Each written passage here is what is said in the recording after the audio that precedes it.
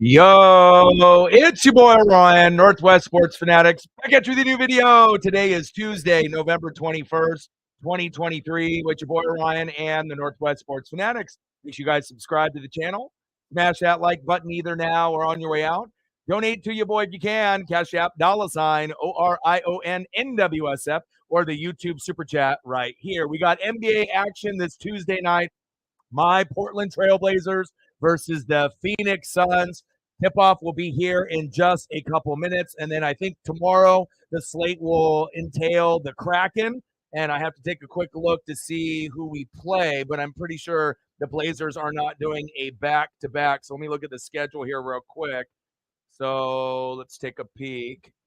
So we got, Blazers do play tomorrow against the Jazz. So we'll either do Jazz and the Blazers, but we'll probably switch it up and do the Kraken for tomorrow. And we do play the Sharks at 7 o'clock. So we'll probably end up doing hockey. I like to be able to mix it up a little bit. So we got Blazers and Suns, 3-10 Blazers, 7-6 Phoenix Suns. Hopefully the Blazers can end up getting their fourth win here of the season.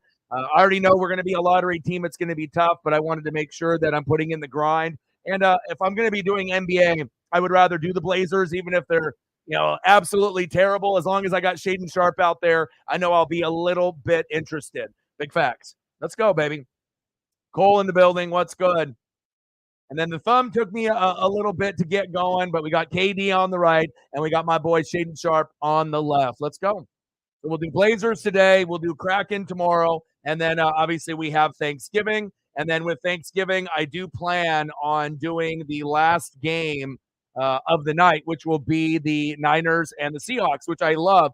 I absolutely love being able to grind it out. I mean, I don't really take days off that often, but I love doing streams on Thanksgiving and Christmas in the evening. So that way you get your family, you get your friends, you get your food, you get your football. Or if it's on Christmas, you get a little bit of NBA as well. But then at that last game, of the night, that one ends up usually being pretty special. And this might be one of the best slates that we've had in a minute.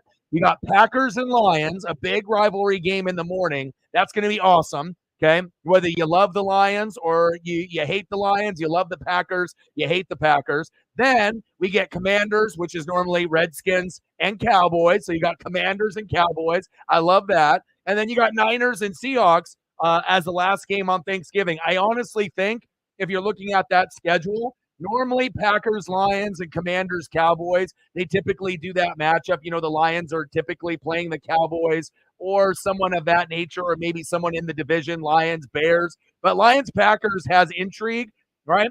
Since the Lions are kind of the top dog now. Commanders, Cowboys is always good. Throw the record out the window. Now we know the Commanders are 4-7 and the Cowboys are 7-3. And the Cowboys are at home, and they typically win every single time at home during Thanksgiving. But with the Commanders, you never know. They're kind of like a trap team. They're 4-7, but you don't really know what Sam Howell is going to show up. And if Sam Howell shows up and that passing game shows up, even though they traded Payne and obviously Chase Young away, you never know. You might end up getting a Commanders upset. I highly doubt it, but I would assume the Lions will beat the Packers at home. The Cowboys will beat the Commanders at home, but maybe the games are a little bit closer than we think. They got Dallas projected to win by 11, and then the Vegas line for the Lions-Packers is Lions by 7.5. But then the last game, that's the one that's going to be the moneymaker. Niners on the road, 7-3 versus the Seahawks, who are 6-4. They got the Niners as 6.5 favorites on the road, the only team on the road going into that holiday Thanksgiving that's projected to win, which we should assume that they will, but you never know. Seahawks fans might be going crazy. And then we got games on Friday. We got Dolphins and Jets at noon. And then we also got the Ducks and the Beavers on that day as well. And then on Saturday, lots of college football. And then we also have a pay-per-view for WWE. So I have to try to manage as many things as possible. But I hope everyone is having a fantastic day. And, hopefully the Blazers will show up tonight. And like I said, I could have just, said fuck it and just skipped, the stream and just spent time with Paisley. But again, I did a lot of reading, a lot of film study, spent time with her. And we'll go on a long, long walk after this game is over. But again, Blazers, for me, it's very easy to do.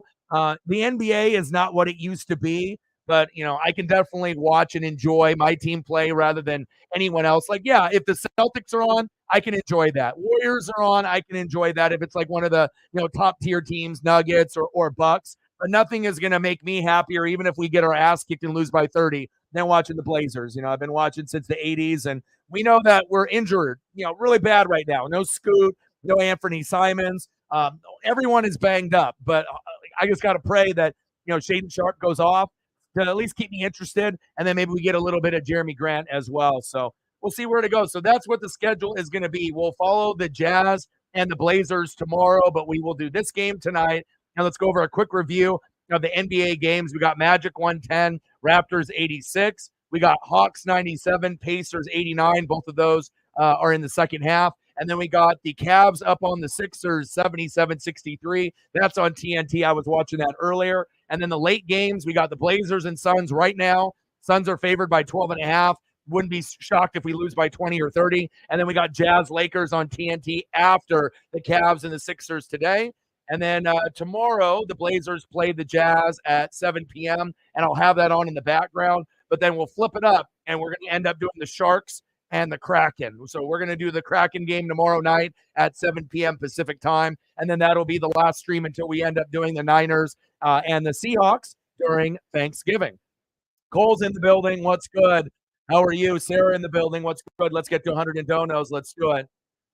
Yeah, and like I said, a lot of people on social media, with Darius Leonard, Shaq Leonard, if they just remember what he did a couple years ago, and they assume that he's the same player, and they haven't been watching Colt games, or they don't understand, how many surgeries and issues he's had with his back in the last couple years, then it's going to be a big surprise, or even maybe some Colt fans, including yourself, will be like, "What the hell?" But then if you really start thinking about it, this is a business. And if you're going to be paying someone 5, 10, 15, 20 million a year and their production has gone down, why would you keep paying someone 5, 10, 15, 20 million a year when you got guys that are getting paid less that might be lower names, but they're producing? So at some point, you got to make a business decision, no matter how much you like the guy, that you got to cut your ties. And it's going to save you money long term. And honestly, he hasn't really been the same player in the last couple of years. Now, at one point, was he one of the best linebackers in the game? Of course, he was. You could argue at one point maybe he was the best linebacker for like 1 year, right? And then up there for like maybe 2 years, 3 years, he was up in like the top 3, top 5. But I think you guys made the right decision. Sometimes you just got to be able to cut your ties. The NFL is a business, very well liked. Very cool guy off the field. And even when he got fired essentially today and got cut, he was still handing out Thanksgiving turkeys out locally. And think about how many people that could get fired from their job, right? And feel mental health just going spiraling, even though you're going to get picked up by another team, but you still have a big enough heart to deliver to the community and, still give away turkeys and Thanksgiving supplies. That's a real man right there. So wherever Darius, Leonard, Shaq Leonard falls, I'll be rooting for him. And the sad thing is, with the Colts dropping him, what happens if he ends up going to the Niners and then he ends up turning into like a Pro Bowl player again? Like that, there's always a chance that could happen, a change of scenery, and then they, can get back to where they were. But again, when you have back surgeries or you have surgeries in general, that is the main reason that they let him go, because the performance didn't match what he was prior to the initial surgeries. So shout out to him. But, I don't really know if he'll ever be the same player ever again. But at least moving forward, the Colts aren't going to be tied to that money. So that way they can continue to add weapons for AR and the defense and the team. So in essence, he was a very well-liked, a very cool dude on and off the field. But if you're not producing, people aren't going to pay you if you're not producing. That is big facts. Sarah said Iowa and Nebraska, Ohio State, Michigan. Yeah. So I have to decide on what we're going to do. What do we want to do? Because if we do the WWE pay-per-view, what time is that on? At 5? So I guess I could wake up early and do like Ohio State, Michigan at 9 a.m. I don't really know how many people would be in the stream watching with us. Maybe more than I would expect, just if they're up. It's early. It's 9 a.m. for me, but for other people, it would be like 11 a.m. or like noon.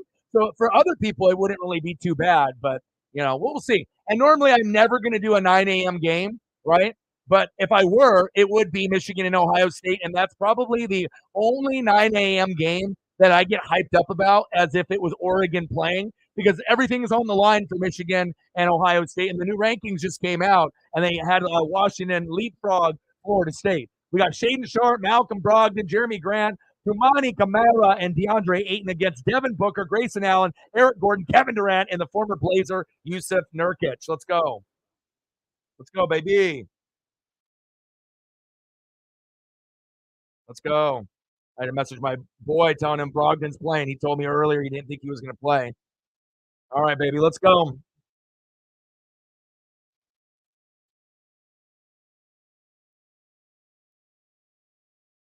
Nice.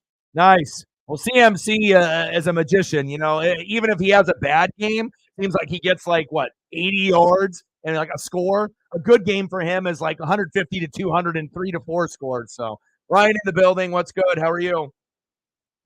It's regular season. Anybody can beat anyone, especially when you're doing this in-play tournament.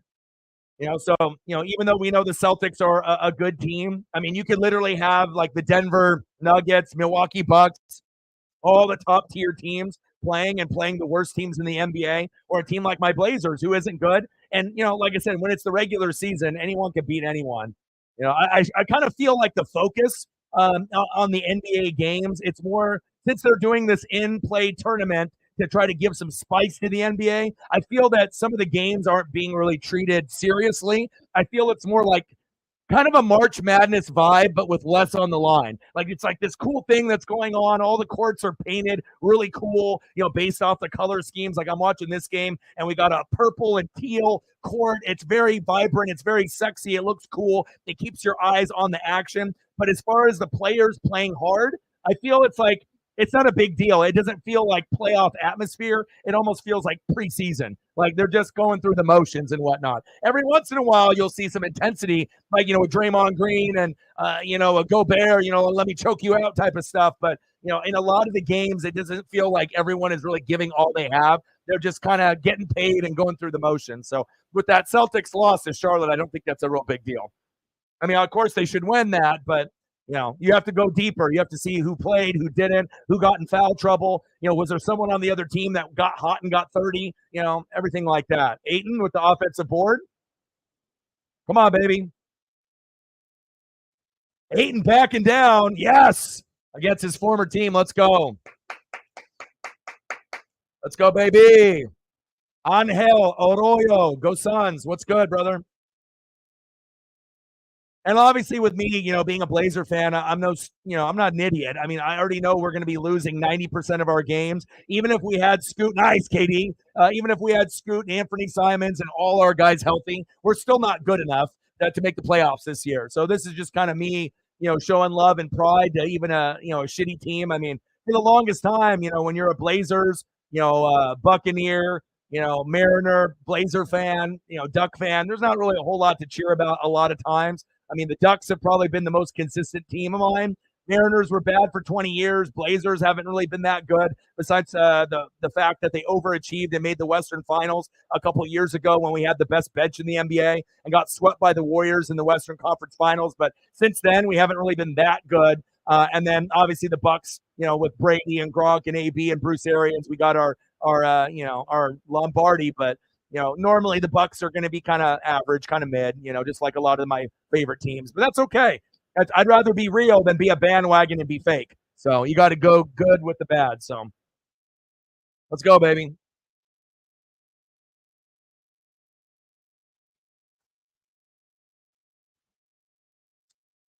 Let's go.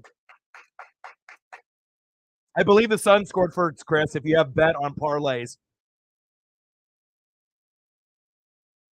Foul called. Offensive foul. Let's go, baby. Jalen, 13. What was it? Yeah, but again, that happens. The NBA, just because someone is an all-star, you got to go through, to see what happened. Did he get in foul trouble early? Did he not get into a rhythm? Did he take too many threes? There's a lot of circumstances. Maybe he got locked up by their best defender. There's a lot of reasons where you have a top 20 player in the NBA that shits the bed, And plus, you got to think, if Tatum had 45, then it sounds like he was a fucking ball hog. How do you got 45 with fucking Tatum and only 13 with Brown? So maybe he should have passed the ball a little bit more and not been a fucking ball hog. There you go. It could go that route too. But Jalen normally is going to hit you with 18 or more. But if another person's got 45, then chances are he wasn't passing. So there you go. Nurkic, the former Blazer with the layup is good. Let's go.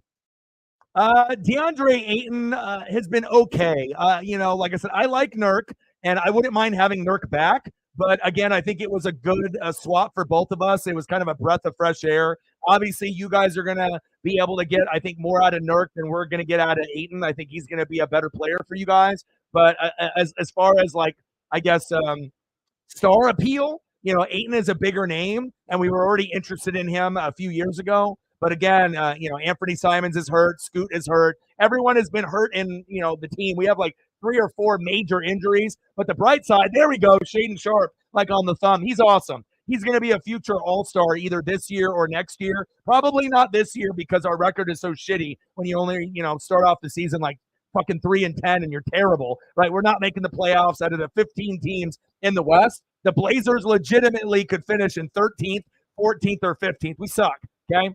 But once we get Scoot back, Anthony Simons, and a few of the other, starters and bench guys to play with Shaedon Sharpe, maybe we could get as good as maybe 10th, maybe 9th, but we're not making the fucking playoffs. KD from the corner, bang, it's good.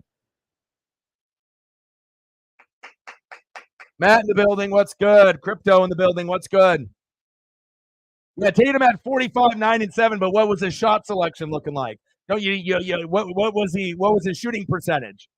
You had 45 points and you took fucking 60 shots. That's not good. Let's go, baby. Plus, nothing really gets serious in the NBA until we get past the All-Star break. Nice pass. Ooh, what a flush by the Suns. We got to call timeout or to getting our ass kicked already. Nice job, Phoenix. Grayson Allen, one of the dirtiest players in the game. We'll see if he ends up trying to injure one of our players sometime tonight. Pretty high percentage for that. But I do like him. It doesn't matter if you like Duke or you hate Duke, but, one of those guys, he's feisty, right? He's scrappy. He's kind of like a Patrick Beverly. He's kind of like a pest, but if he's on your team, you love him. But he's not going to do a dirty thing every game. We already know that. I was just kidding about that. But we do know that he has done some questionable things at Duke. And there has been a few instances in the NBA where he has kind of been labeled kind of a dirty player. So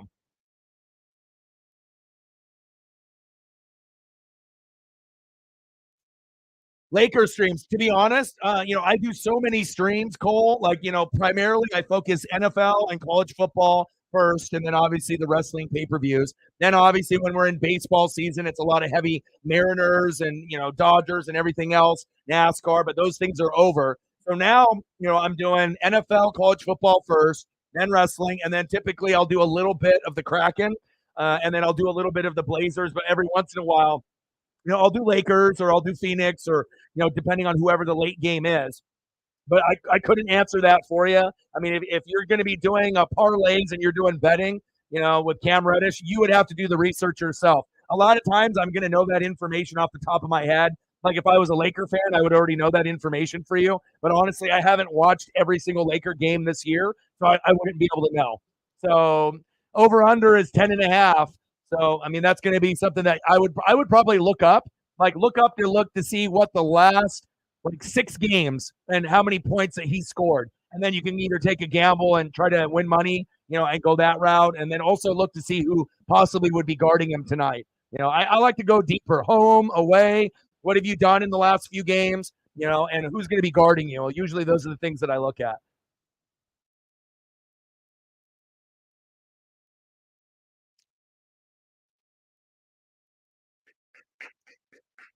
Let's go, baby. Yeah, but again, I always liked Nurkic, so I didn't really want to see him go. But I felt like it was a pretty fair swap. Now with Ayton, he's the bigger name, but he's really robotic, and he gets in foul trouble a lot. So for us Blazer fans, like initially a lot of us were like, yes, we lost Nurk, but at least we got Ayton, right? But the thing is like if Ayton's considered like the 3rd best center in the league, because I don't really count like Durant or Giannis or the Joker centers, they're more like kind of like combo players. They can play small forward, power forward, or center. So if you're really looking at centers in the league, when I grew up, it was like Hakeem Olajuwon, Patrick Ewing, David Robinson, and then we went into Shaq. So now you're looking at what Joel Embiid is the best center in the league, right? But then after him, there's not a lot there, compared to what I'm used to watching. So if DeAndre Ayton is like the third best center in the league, second, third, fourth, that's not very good as far as like NBA circles are concerned. So, if we can get, ideal situation for us, if we can get 18 and 10 consistently out of Ayton, that would be great, but that's asking too much. So, and realistically, you have to chunk that down. Now it's like Blazer fans are like 10 points, 8 rebounds, and then we just have to hope that he can increase and go from 10 points, 8 rebounds, 15 points, and then if he can get to that point consistently, get 15 and 10, then maybe get a few more, and then like 18 and 11. But I don't know if we're ever going to get Ayton to that consistency. Here and there, he'll throw up a 20 and a 14, and I'm like, yes. But then the next game, he's got 5 and 4. I'm like, what the fuck happened? So that's what happens when you're on a shitty team. So little jumper floater is good. Come on, Ayton. Nice shot by D-Book right there. Let's go, baby. Hope everyone is having a fantastic Thanksgiving week.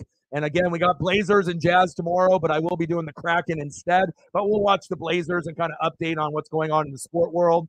Come on, Ayton. There we go. There we go. Ayton's on fire today.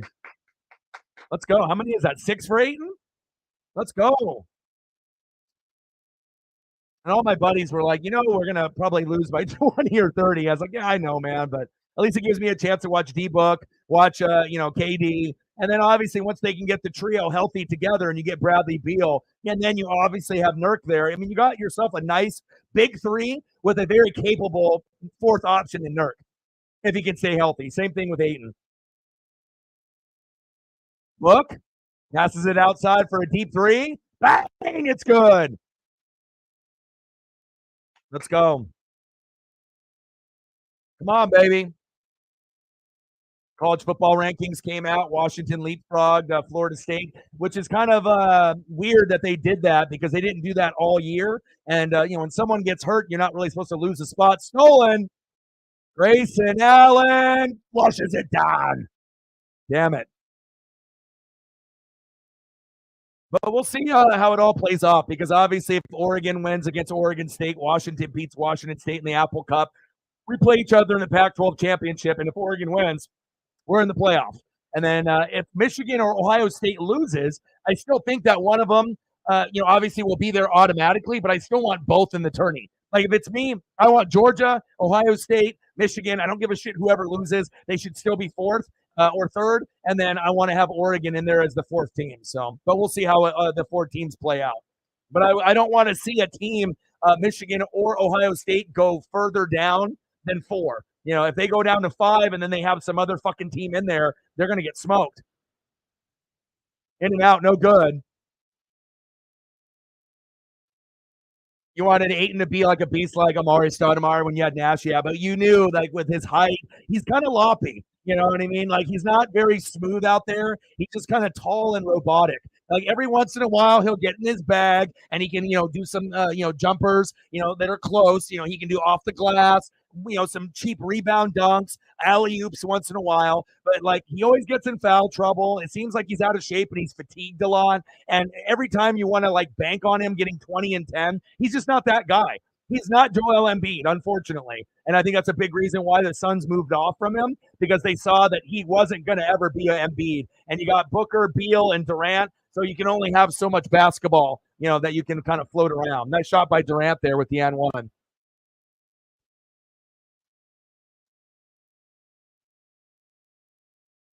Now, Penix ain't going to get it. Penix ain't going to get it. It's going to come down to Daniels or Bo Nix. But again, Daniels is playing shittier competition.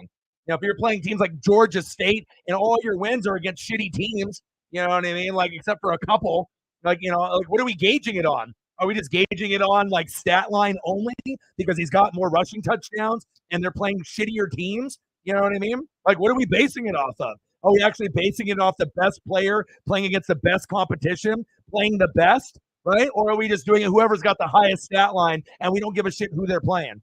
Does it matter if you're beating top 25 teams or not? Because it's not like LSU's record ain't that good. It's like, what, 8-3? I mean, they're all right, but they're not like going to win a natty or do anything like that. They'll still go to a decent bowl game, but a lot of his stats have been against like shit teams. So, I mean, but also too, like Bo Nix is deserving, but I don't want him to have the Heisman curse. I would rather go all the way and win the natty and then give the Heisman to Daniels. And if he ends up being a bust and then the Heisman curse is on his name, fine. But I actually want Bo Nix, to win the Pac-12 championship, beat Oregon State, obviously, on Friday, beat Washington in the Pac-12 championship, get to the playoff, play Michigan first. After we play Michigan, play Georgia in the natty, and then see what happens. But I want Bo Nix to go to the NFL and actually pan out. I want him to actually, be better than like a Baker Mayfield. I want him to be, a solid starter, and I don't know if he will be. But I have a little bit more confidence, I feel, in Michael Penix Jr. and Bo Nix. I'm very worried about Caleb Williams. Like, I don't really have as many worries about Drake May, but Caleb is probably the one I worry about the most with his decision-making and his completion percentage. I think he is a very athletic kid, but against good competition, he hasn't played well. So what is that going to mean when he goes to the NFL? I mean, he better hope that he's got a great O-line, great defense, great head coach, great supporting cast. Nice job, Aiden. So we'll have to see on where it goes there. Yeah, Michael Penix Jr. is my favorite player, and I'm a Duck fan out of everyone in college football.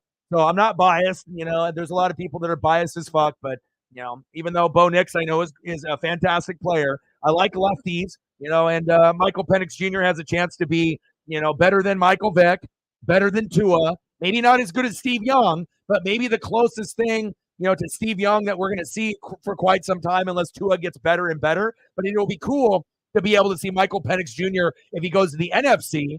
Same thing with Caleb. So that way we could have a potential Patrick Mahomes 2.0, 3.0, 4.0 and Caleb, maybe, if he doesn't bust, and then maybe have a Tua, clone in the NFC. So, I mean, for my Bucks, I mean, I want Bo or Michael Penix Jr. I mean, I don't know. I'm not sure if I would really want Caleb, and I know he wouldn't probably get, Caleb more than likely is going to go 1 or 2, but I think that if you win a Heisman and you go 1 or 2, it's like almost you're destined to fail. Like, you better be mentally strong like a motherfucker, and you better have good people in your corner. You better have good family support, good friend support, and actually friends that carry themselves the right way and care about you. And if you don't have the good people in your corner, a lot of the people that get drafted 1 and 2, they don't pan out.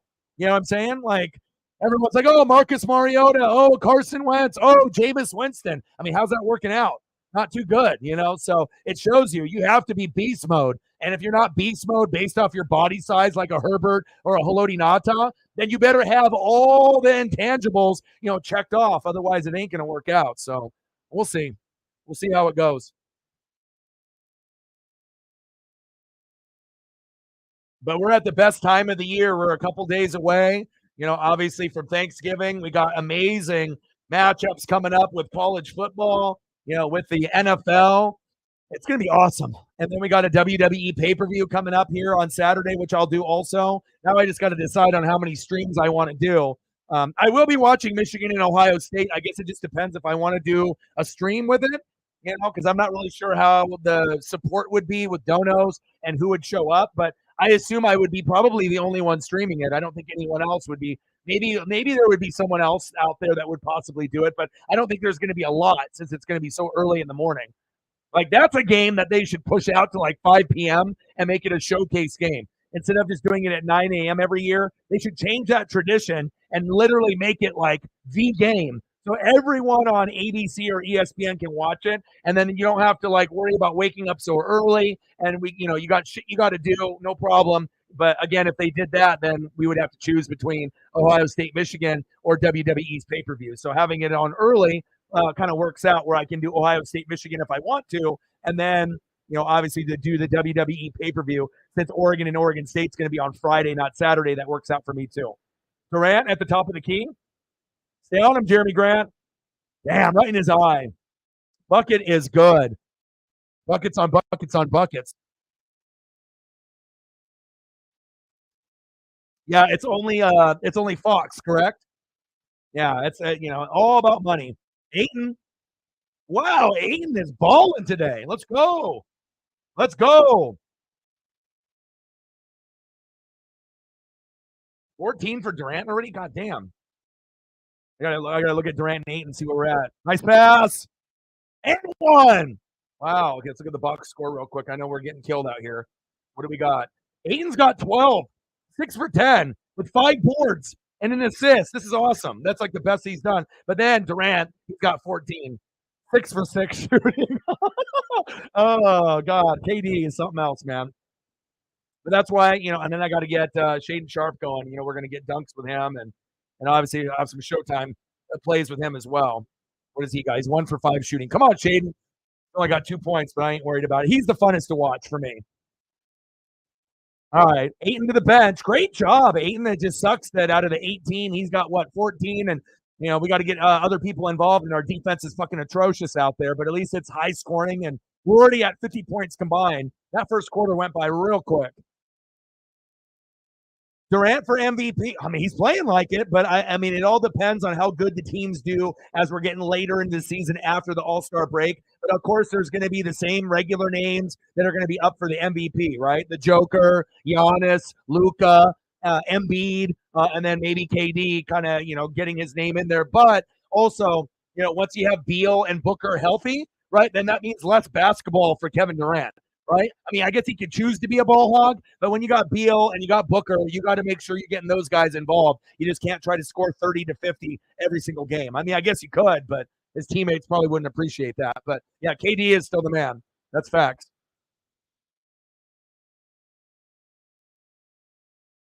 And hopefully we get some goats in here to show some love. Let's go. Yeah, I'm a sucker for lefties in sports, but especially quarterbacks. We don't have that many. We got one in the NFL. I grew up in the Boomer Esiason era, Steve Young, and even though Tua gets hated on, I like the way that he plays. And it's cool to have lefties. Something about a spiral from a lefty, it just looks so much better on TV or in person. So I'm really rooting for Michael Penix Jr. to pan out, Bo Nix to pan out. I mean, hell, I want everyone to pan out. But again, the one I worry about the most is Caleb. Caleb has got the athleticism, but I'm not sure if he's got it all up here and with the supporting cast that he has around him. Like, I just don't know, man. I think if there's anyone that could bust, I think his bust percentage is probably the highest. I think that Bo Nix has proven if he can get to a decent team with good coaching around him, his completion percentage is pretty good. And if at the beginning of the year you would say Caleb, Caleb, Caleb, and then Bo Nix is not good.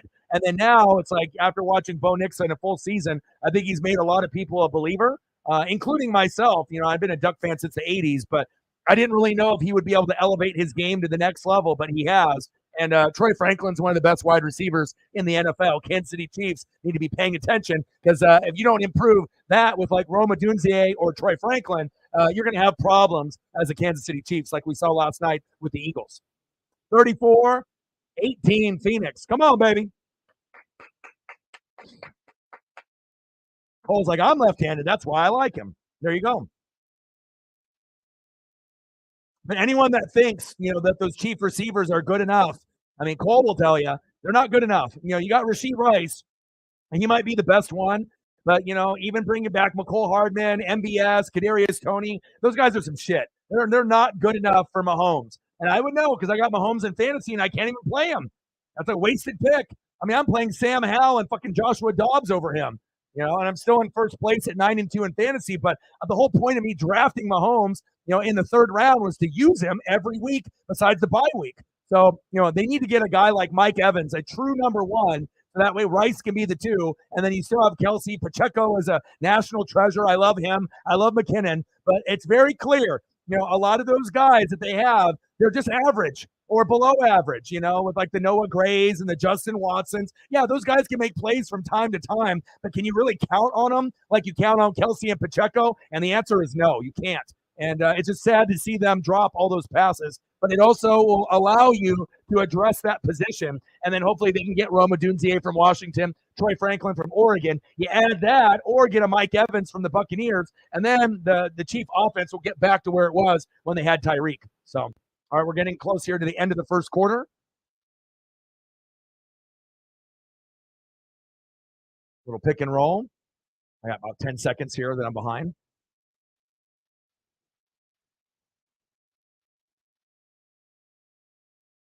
End of the first quarter, 34-21 Phoenix.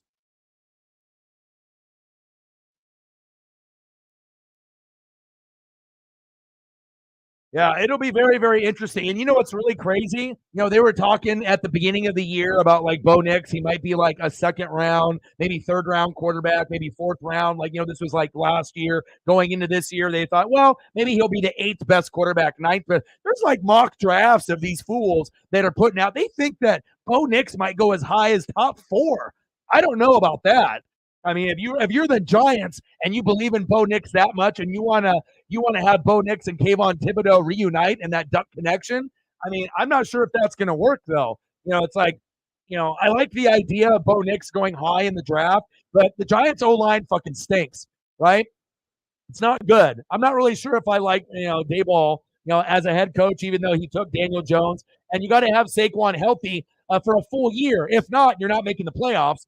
I do like Kayvon Thibodeaux, and there's a couple pieces on that defense, but there's a lot of freaking holes. And I don't know, by just drafting Bo Nix, that ain't going to solve the problem. He probably would struggle and look like shit. So it's like, I don't think I want him going there. But again, Caleb going possibly the Bears or the Cardinals. I don't know if that's a good fit there either. So obviously, the shittier you are, the higher draft pick that you're going to have. And the real question is, do you keep Kyler, right? Do you keep Kyler? Do you keep Justin Fields and you build around them? Or do you trade them away and start over? And honestly, if I'm looking at these draft picks, I think I would probably keep the guys that I have. I don't know if I believe in Caleb. Now, if you want to replace Justin Fields for Michael Penix Jr., then okay, I'm cool with that. And then get an offensive lineman, get Maserati Marv, get some defensive guys, make it worth it. If you want to get rid of Kyler and bring in Michael Penix Jr. or someone like that, I'm not sure if Bo Nix or Caleb, going to those teams, they're not going to change the franchise. You're going to need more than just any of these quarterbacks coming out, but it's going to be very, very interesting to see how it all kind of shuffles out and plays out, and actually how many quarterbacks that we get, from this draft class with Caleb Williams, Drake May, Bo Nix, Michael Penix Jr., and then it sounds like, Quinn Ewers, we'll see what his decision is. Shedeur Sanders, it sounds like, is coming back. Cam Rising is going to be quarterbacking for Utah, so he'll be going back to school. So some of these guys are going to be coming out, and then, and I guess if Caleb wants to play at USC for one more year with no defense, I mean, go ahead. But I would assume if you do that and then you tear an ACL, well, there goes your number one pick, number two pick. So I don't think he'll go back to school. He'll come out in the draft. But, I don't know. I'm just really curious to see how it all shakes out. And then if anyone trades up. But I'm sitting at probably, 8, 9, or 10, with the Bucks. So I'm hoping that we can get like a Bo Nix or a Michael Penix Jr. But realistically, my franchise probably will stick with Baker for at least another year or two, I would assume, which is stupid. But, I'm always praying that we can get a franchise quarterback the first in my team history. Let's go, baby. The World Series was incredible, man. Lots of back and forth. I mean, I've been a Mariner fan, and hell, I've been a Mariner fan since the 80s, a big Griffey guy and whatnot. So I already knew that we weren't getting in, and we already know how good the Astros and the Rangers were. So I already know that, it's whoever gets hot and healthy, was going to end up doing it. And we knew the Phillies were hot, and a lot of people were having hope for them. But, like I said, when you end up having pitching and then you have guys like Corey Seager and Adolis Garcia, the Diamondbacks fought. Corbin Carroll is a fucking G. Ketel Marte is awesome. But Sewald fucked up just like he did, when he was on the Mariners, unfortunately. And when you fuck up late as a closer, other teams gain the momentum. It was a real cool story for the Diamondbacks. But a lot of times that Cinderella story, that Cinderella team that we root for, they typically lose in the championship or the game before the championship. It's very rare out of like the 50 Cinderella stories that we're going to see in sports, out of like all the major sports, including college, men's and women's, out of like the 50 that we see in a matter of a few years, how many actually go all the way? Maybe like one out of like 50 teams. I mean, it just doesn't happen. But cool to see the Diamondbacks overachieve. But the Rangers were the real deal, and winning that many games on the road is fucking crazy. Like 11? That's just nuts. They deserved it. Yeah, that's all right, though. It's not all about winning a ring. Sometimes it's just being loyal. and just, being the best player, or in Griffey's case, not cheating. For Ken Griffey Jr., he didn't, do the PEDs, he didn't do the steroids. So for me, meeting Griffey, when I was 7 years old, if he ended up being Barry Bonds, like let's say I'm a Giants fan here in Oregon and I met Barry Bonds, I would be crushed. I'd be like, fuck that guy. I probably would rip up the card that I had autographed and throw it away. Like, I'd be like, this is my fucking hero, some fucking juicing motherfucker. Like, that would have hurt me pretty bad. So Megan with a fiver. So, I mean, I don't know if I actually would have ripped up the card, but you know what I mean. It's like, it's like if you're a McGuire guy or Rafael Palmeiro or Roger Clemens, like we got a lot of love for a lot of these goats, but once you find out they cheat, it's like, I don't know, it kind of changes your view on them. And it's like me saying this is my favorite player as a cheater. What does that say about me? You know what I mean? So for me, like with Griffey, even though he didn't win, the Mariners have some of the greatest players that have ever put on, baseball cleats, right? Griffey, Randy Johnson, Ichiro, Edgar Martinez. No one can take that away from us. And now we got Julio. So even though, we haven't, won a championship, and it doesn't look like we're going to get Shohei Ohtani to come to the Mariners, even though him and Ichiro are pretty close, and we have a good Asian community and a good vibe here in the Pacific Northwest. I still feel that the Mariners, I'm hoping before I die, I'll be able to see them win a championship so I can go and go to the parade and drive 3 hours up there and enjoy it. So, and then Griffey was a part of the Big Red Machine, back in the day. So Johnny Bench and all them. So Megan with a fiver.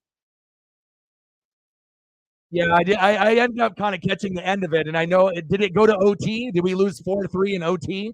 So that's tough. But I'll be doing the Kraken game tomorrow, and we will win tomorrow before Thanksgiving, guaranteed. We got to. Bang, bang, bang. Boom, boom, boom. Bang, bang. $5 holla. 95 to go.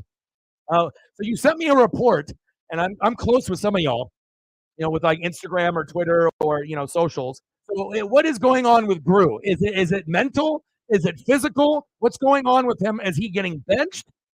We're bringing up Dredja.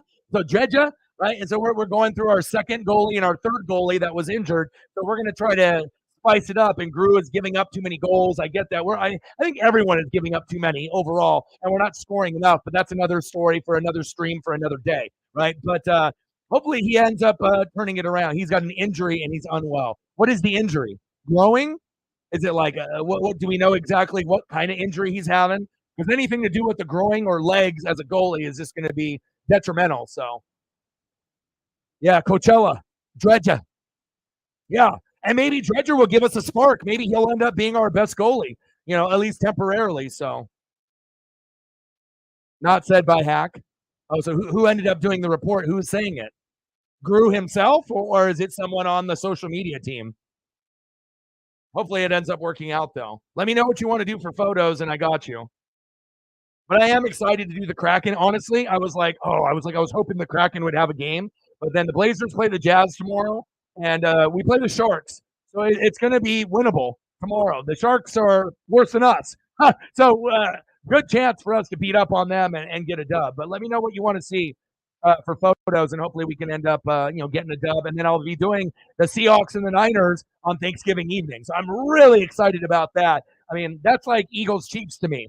Seahawks Niners is one of the best rivalries in the NFL, period. And you don't even need to be in the Pacific Northwest. We know Cowboys and Eagles, Cowboys, Redskins, Commanders, you're going to have the, Packers and Bears, Packers and Lions, Saints and, the Falcons. I mean, there's going to be rivalries all over, but I definitely like that Seahawks-Niner matchup. And you're at home, so you're not favored to win, but if those 12s come to play, but it also depends on Kenneth Walker III. Does he play? Does he not play? And if he doesn't, that's going to make it a lot harder, even though Charbonnet with the Chardonnay has been doing pretty good. But the Niner defense adding Chase Young, it's going to be difficult. Not impossible, but they're going to have to play like A-plus ball, and then you're going to have to get good results from like Jake Bobo, JSN, Lockett, DK. Gino's going to have to throw for at least two touchdown passes on the Niners, and they're going to have to pick off Brock Purdy at least a couple times.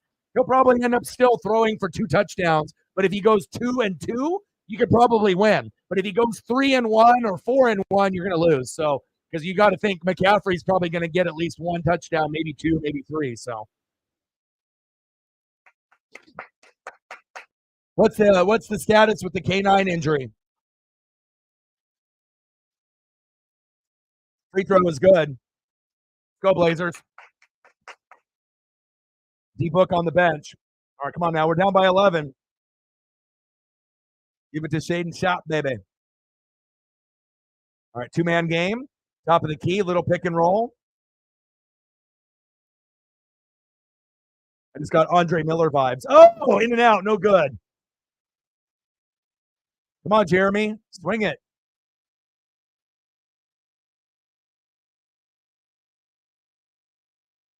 Like, get out of the key. We're going to get 3 seconds.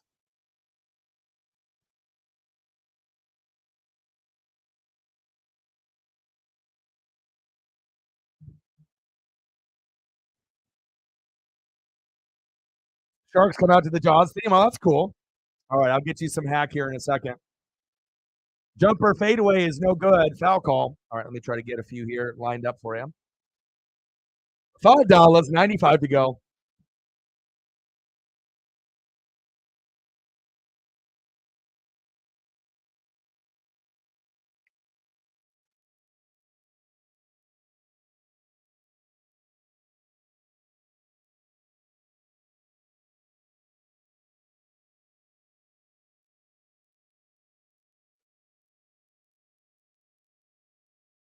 All right, Blazers at the top of the key, running a little pick and roll.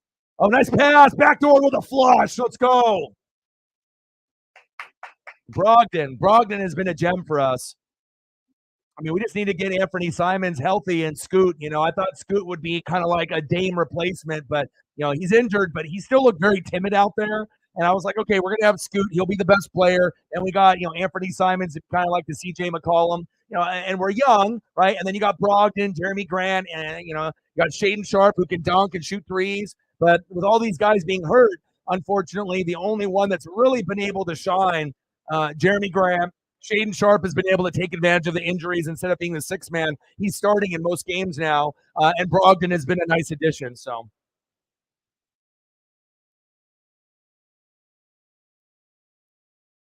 let me wait till the commercial break, and I'll get you a few photos here. I got them prepped. All the way. Brogdon and one. Let's go. All right, I'm squeezing them in right now. Let's go, baby. Appreciate you. Thank you for the $5 dono. Handsome devil. Let's go. We need these dubs. We've been struggling, man. We need to get back on track. First thing we need to do is we just need to get to 500. You know, once we get to 500, it'll be downhill from there. You know, it'll be easy sailing at that point. Let's go, baby.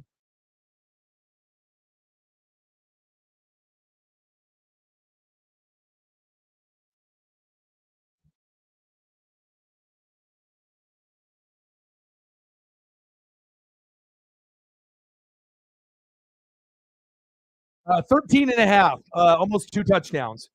But Oregon State is solid. You know, they're a good football team, but again, they're not on the same level as Washington or Oregon. Like, we are the two best teams. Like, I knew USC and Oregon State would be up there, and Utah didn't have Cameron Rising, so I knew they wouldn't be as good. They weren't going to win the Pac-12 3 years in a row, especially with no Cameron Rising. But I am happy that he decided to come back, you know, to Utah next year. But now we don't have a Pac-12, so it's not going to really matter. You know, they're going to go to the Big 12, and you know, UCLA, USC, Oregon, Washington will go to the Big 10, and then we're gonna, you know, put our imprint and put our foot down, and then people will start to recognize that it's not just going to be Michigan and Ohio State every year. You know, every once in a while, you're going to see a Washington, Oregon, or USC creep up, you know, up at towards the top of the Pac-12. So it's going to be fun, and then the Pac-12 to the Big 10. All right, come on, Blazers! Nice little run here. Little pick and roll. Brogdon, let's go! Brogdon gives me Andre Miller vibes, even though Andre Miller is, like, you know, obviously smaller than him, but just the way his body frame looks and the way that he moves, he's so crafty. Let's go. Brogdon, baby.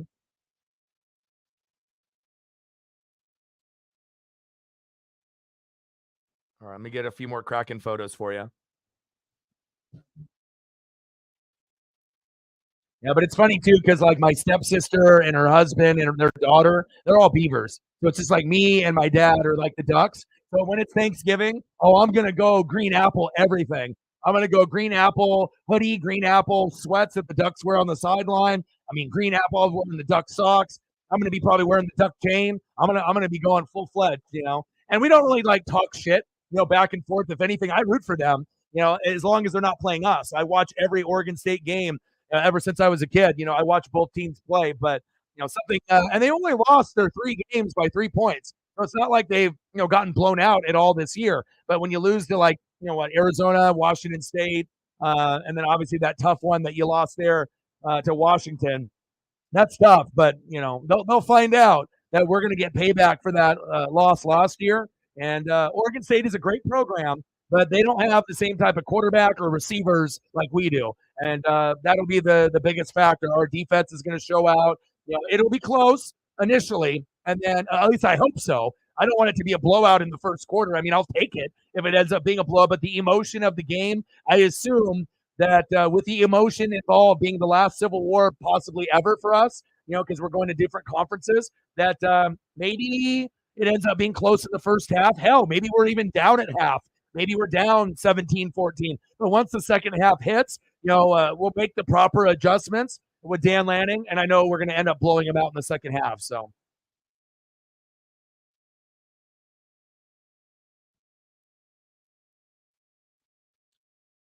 let's go.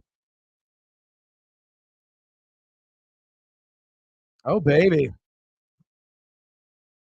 Let me see if I can squeeze in a couple more for you here during the commercial break. I appreciate you. $5 dono. Let me see if I can get you one more in here before we cut to the action. I got to throw a Maddie in there. Got to squeeze in a Maddie. Let's go. We'll be doing Kraken tomorrow.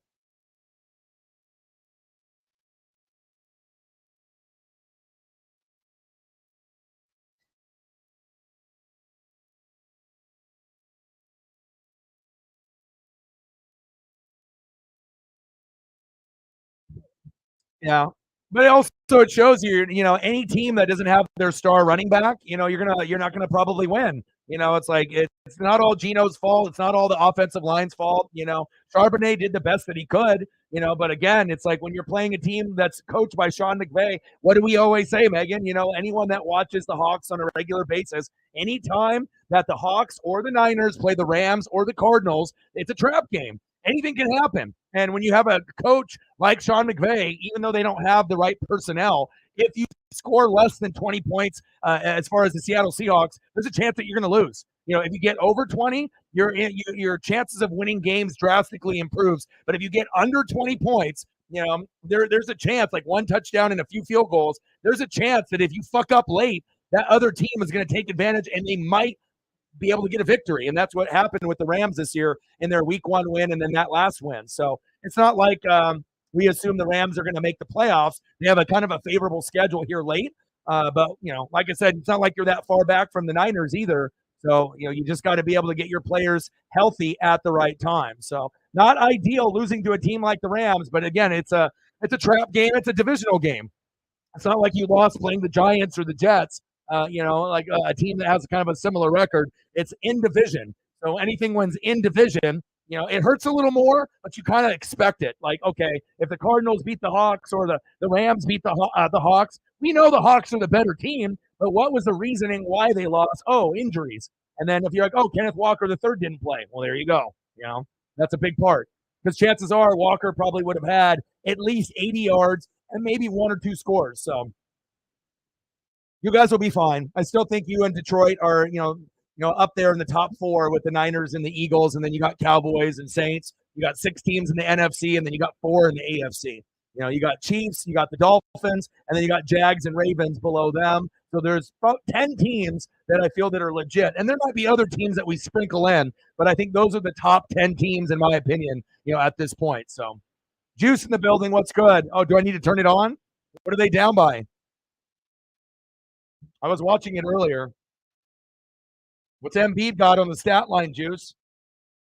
Let me look. What is it? Oh, shit. They're only down by 3. No way. Less than 4 minutes to go. Grayson Allen to the bench. Wow. I got to look at Embiid's stat line. Who Embiid's got 28 and 10, stud, best center in the league.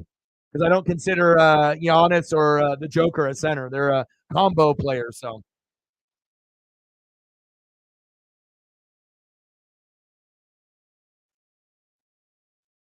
we're knotted up at 42. We're not down by 30. This is amazing. The sports gods were like, you know what? The Blazers are terrible, but since O is doing the game, maybe we'll actually have them play good today. Get back on defense.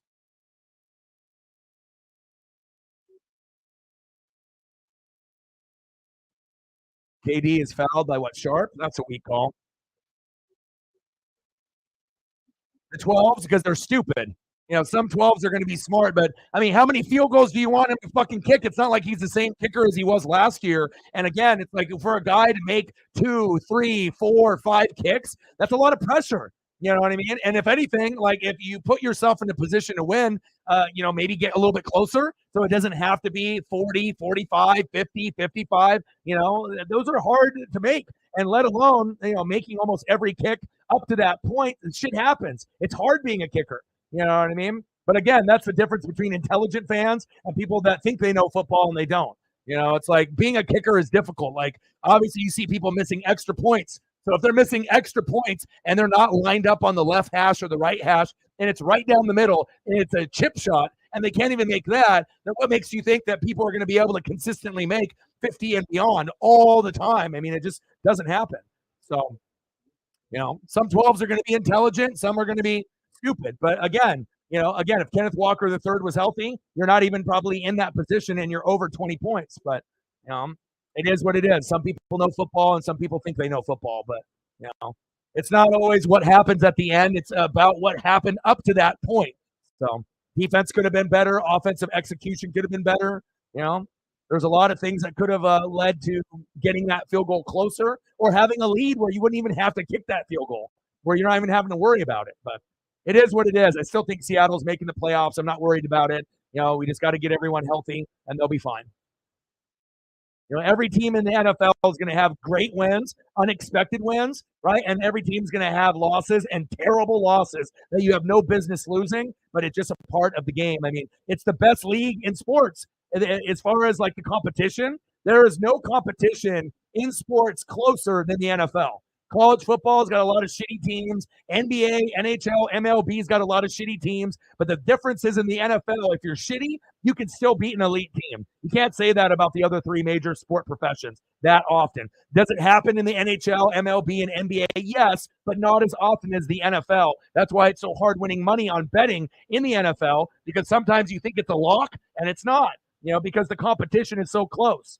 Even when you're at the bottom 5 teams in the NFL, a bottom 5 team in the NFL can beat a middle of the pack team, and every once in a while beat a top 5 team, just by playing their Super Bowl type of energy in that one game. And then all of a sudden you get a team like the Jets beating the Bills in week 1, and we're like, what the hell? But it happens, Whitehead getting 3 picks in that game against Josh Allen. No one saw that coming, We always will be surprised at what happens in the NFL. It is the most unpredictable league in sports. In and out. Get that board. Come on now. Down by 4. All the way. How far do the Hawks go in the playoffs? Honestly, I'm not biased, right? I keep it 100, right? So we already know the Eagles are the best team in football, and then the Niners are behind them, right? And then the next tier is like the Lions, to me, and the Seahawks if they can get healthy, and then you got the Cowboys and the Saints. So with the Lions and the Seahawks and the Cowboys and the Saints, you assume the Cowboys and Saints will get there, but they probably will lose in the first round. Like if they played the Seahawks and the Lions, I would assume the Seahawks and Lions would be the team that ends up advancing, but it depends on who's at home and who's on the road. Cowboys always fail. The Saints are kind of sneaky. The Saints might be the team that could beat the Lions or the Seahawks, depending on how good they play on defense and offense. But I think that the Seahawks can win a game in the playoffs if they play like the Cowboys or the Saints. But can you win 2 games or more and get to the NFC Championship game?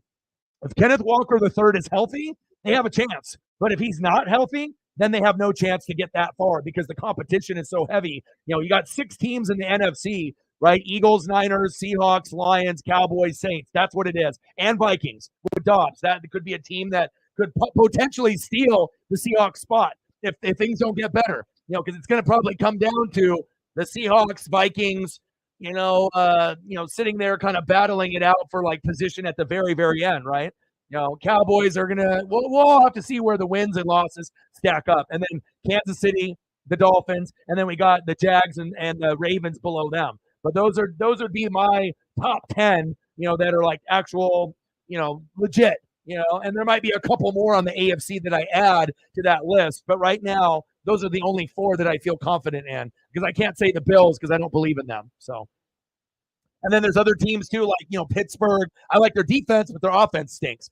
Cleveland, I like their defense. Their offense stinks. It's like there's pieces of teams. The Bengals, I like them, but then Burrow got hurt. It's like there's teams that I kind of like thought that maybe they could get on a little bit of a run, but injuries have been brutal this year. So, but that's what I'm thinking. But I think the Seahawks and Lions could overachieve and make it as far as the NFC Championship game if everything pans out for them. And I'm not saying that it will, but if they don't make it this year, then maybe next year or the following year. But again, it all is going to depend on the health of Geno, the health of Kenneth Walker, the offensive line, the defense. It's going to be a number of things. But, based off how these teams have been playing, I wouldn't count out the Vikings, the Seahawks, the Lions. And obviously the Lions look like they're more closer to the Eagles and Niners. So we can go Eagles, Niners, and then Lions, just based off record, and then the top 3. And then below them, you got the Seahawks, the Vikings,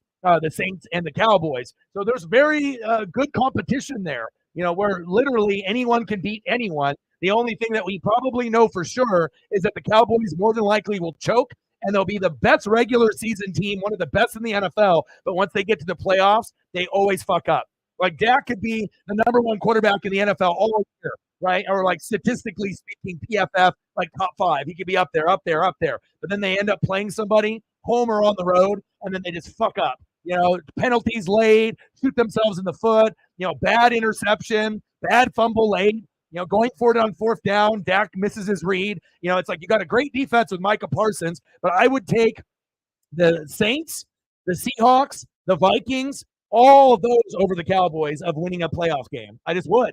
It's like I just don't believe in the Cowboys unless they get rid of the coach and they get rid of Jerry Jones. Now, if they get rid of McCarthy and get rid of Jerry Jones and they have someone to pair up with Dan Quinn, a defensive coordinator, then maybe they can win a playoff game. But nothing has shown me that they can do it, even though CeeDee Lamb is a fucking beast this year. But I don't know.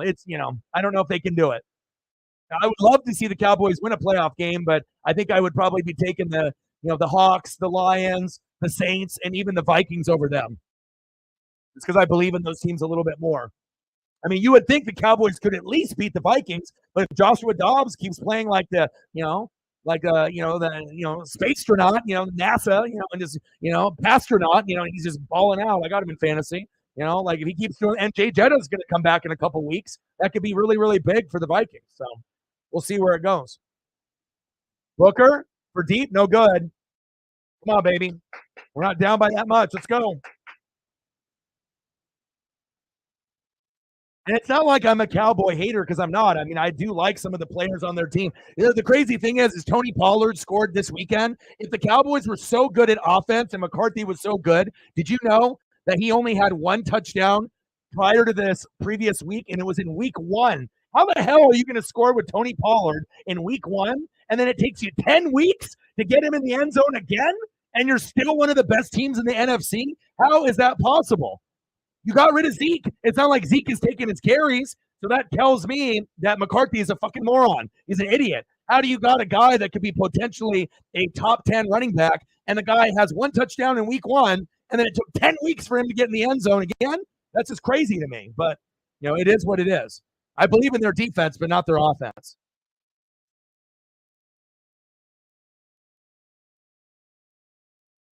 But there is going to be a point where the Cowboys fight the haters, and they fight all the past history, and they'll win a game. But I think if they do win a game, the next opponent they play, they will lose. It's like, oh, Cowboys won against the Vikings, right? But then if they end up playing like the Eagles or Niners next, they get smacked. There's no way in hell they're going to win. No way in hell. Hell, the game could be in Dallas, and there's no way. Like, they might hang for 2 quarters, but then it's done. So it'll be very interesting to see what teams get hot and who could be that surprise team in the NFC and the AFC. Because right now, based on us just looking, it looks like Chiefs Dolphins are the best, going forward. Even though that we know that if the Ravens had Mark Andrews, then they would be up there too, maybe even over the Dolphins. But since the Mark Andrews injury, I got to put them down a peg, and I still think they're really good. But Mark Andrews' loss is huge. Okay, and then the Jags, I need to see Trevor Lawrence play better. So I go Chiefs, Dolphins, and then at the top, and even though the Chiefs can't throw the goddamn football, I'm worried about them. I could definitely see the Dolphins going to the Super Bowl this year. And then if the Mark Andrews didn't get hurt, hell, I could see the Ravens making it. But now without Mark Andrews, I don't know if they can get there now. So, you got the Chiefs, Dolphins at the top. You got the Eagles and Niners at the top. Those are the four best teams. But then again, you got another additional four teams in the Hawks, the Lions, who can make the NFC Championship game, right? And then you got the Vikings, Cowboys, and Saints. And then you also got the Ravens and the Jags. But those are the 10 best teams, including the Vikings. Those are like the 10, 11 teams that actually have a shot to do some damage this year. But I'm not sure if I'm a true believer, of the Chief offense. Like, I like their defense a lot, right? But if Miami has their guys healthy with like Jalen Ramsey and Xavier Howard, that might be the one team that the Chiefs lose to is Miami. They'll beat the Ravens, they'll beat the Jags, they'll beat everyone else, but that's the one team that could clip them this year. So if you see the Dolphins in the Super Bowl, you're going to know why. It's going to be because that defense started to match the potential of the offense with Tua, Waddle, and Tyreek. Jalen Ramsey's got 3 picks in 3 games. He's full strength. He's playing like a top 3 corner. So if he continues to play like that, the Dolphins are going to continue to rake. So corner 3, no good. Get that board. Come on. Jeremy Grant for 3. Yes. Let's go. I can't believe we're only down by 3. Wow. Well, 4. I mean, we've been losing games by like 20 and 30 points. Up, he says, I didn't foul him.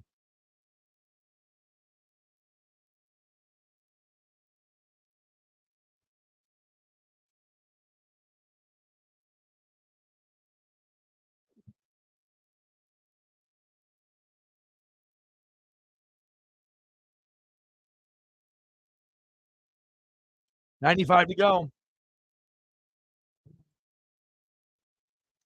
I mean, I'll be honest too. It's like, looking at my own team with the Bucks. Like, I got 2 Devin White sewn jerseys that I spent, $150, $170 each on. Right? He's not playing good football. You know what I'm saying? When Antoine Winfield Jr. gets 16 tackles as a safety, and Devin White gets 3, then it shows me that maybe he doesn't want to be there, and the effort is not there. And he was like, "Oh, I want out, and maybe I want to go to the Eagles or go somewhere else." And then we started off 3-1, and then he changed his attitude. But now we're on this like skid with Baker Mayfield, and these bad habits are starting again. So I don't think Devin White is going to be a part of our team. And if we ended up letting him go, I'm not sure cutting him the same way like you did with Darius Leonard. But sometimes we can have favorite players, but then after a while, back surgeries for him, winning a Super Bowl for Devin White, maybe the motivation isn't there, and for a guy that I invested money in, it hurts because I've always been a linebacker guy, Derek Brooks, Levante David, Devin White, but it is what it is. Sometimes you just have to recognize effort and heart, and sometimes guys' heart and effort are out of it. So, but I know my next jersey, though, it'll be like a Tristan Wirfs or an Antoine Winfield Jr. Probably Antoine Winfield Jr. would be the next one. But then if I was going to, go offense, it would be Tristan Wirfs. And then if I was going to go throwback, it would be Mike Allstott. And then I still have to get a Rondé Barber and a John Lynch because I don't own those. But I still got Sapp and Simeon Rice and Derek Brooks and, all those. Levante David, Devin White, and all that. But I think Allstott will be the throwback down the road. But Antoine Winfield Jr. already is a top 5 safety, so playing great. Yeah, $55 million is a lot. So, and we're only down by 5 at half. We played pretty good. All right, let me know what you want to do for photos while we're waiting. And usually we'll do this during halftime or after the game. So let me know what you guys want. And like I said, it could be NFL players, it could be NBA players, it could be past, it can be present, it could be wrestlers. We're going to be getting Randy Orton back this weekend, which is fucking crazy after his surgeries with his back. They said that he had the same kind of injury as Shawn Michaels, when he ended up clipping his back with The Undertaker. Said, you're never coming back. And it looked pretty bleak.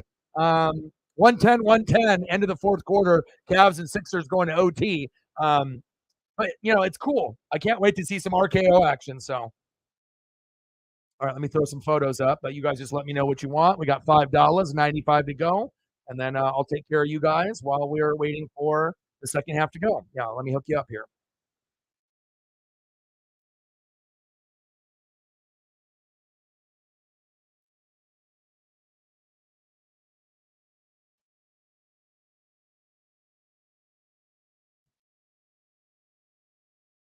I'll just put on a locket, and then I'll try to find something here.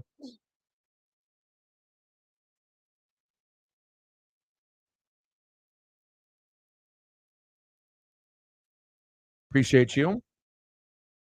All right, let me see what kind of photos we can spring up here while we're waiting. Good effort by the Blazers, though.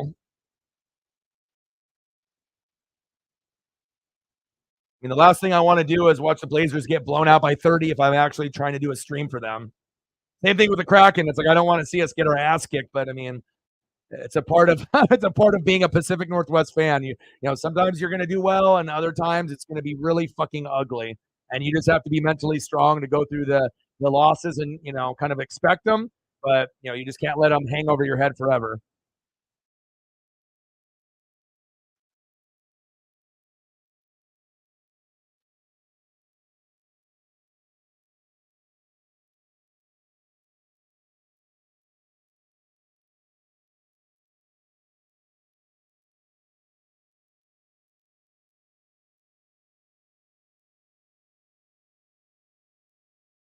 But anybody, even people that haven't donated, people that are in the room. Of course, if you're on Twitter X, you can't donate or can't comment. But if you're in the room and you want to see a picture of your favorite player or wrestler or whatever it may be, let me know and I can hook you up, man. Nothing better than looking at something that that you love, one of your favorite players or whatnot.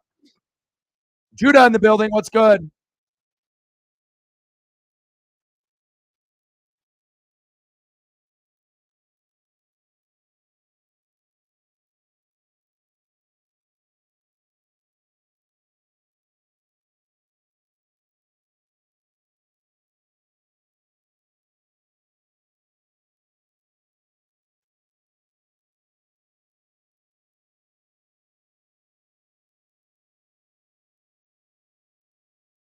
I've had a Bobby Wagner when you were the throwback, so I got to throw that up. Swag. B swags. And want some Jonathan Taylor?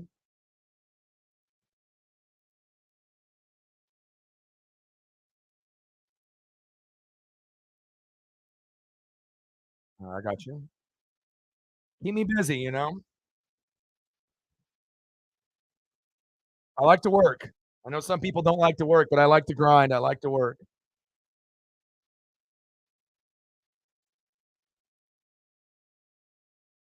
I'm always going to give maximum effort. No, no just sitting around.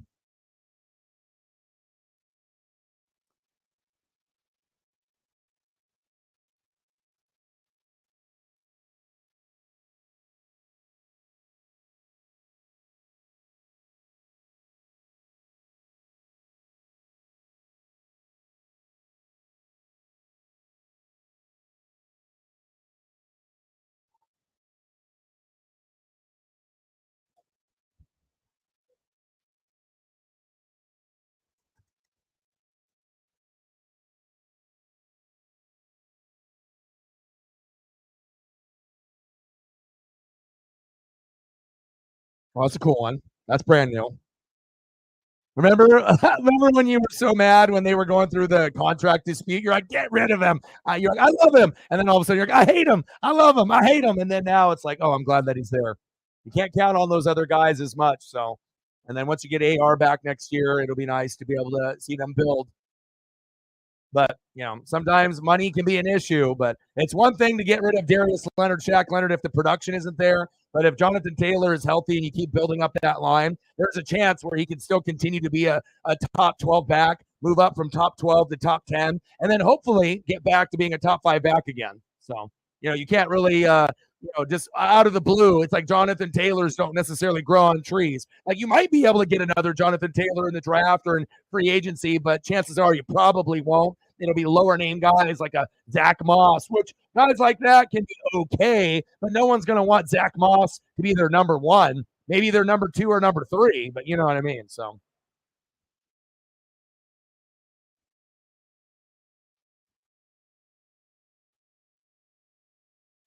Matt's in the building. We'll throw up a Bo Nix for him.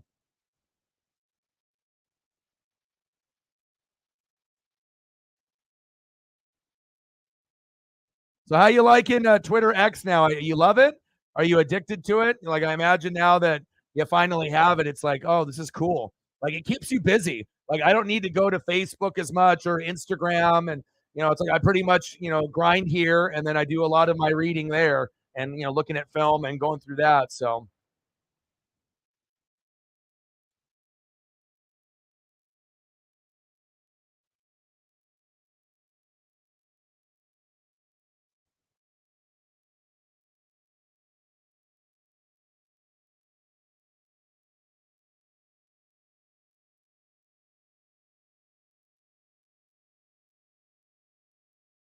But I will be doing the Civil War. Obviously, we'll be doing that stream, and I'm excited, man.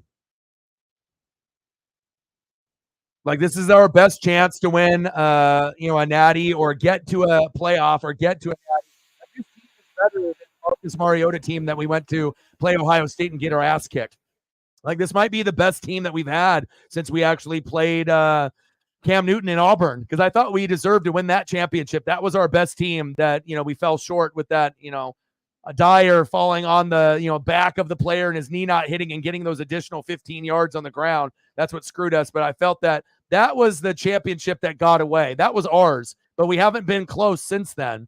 And one of the best teams we've ever had was the Joey Harrington 2001 team, when we ended up beating Colorado in the Fiesta Bowl. But that team and the Cam Newton team that we played against, with obviously Chip Kelly and Darren Thomas and LaMichael James and DeAnthony, that was the best team that we've had. I mean, we've had some pretty good teams with Justin Herbert and Mariota, but this team this year with the top 10 offense and a top 10 defense, these other teams cannot say that. So,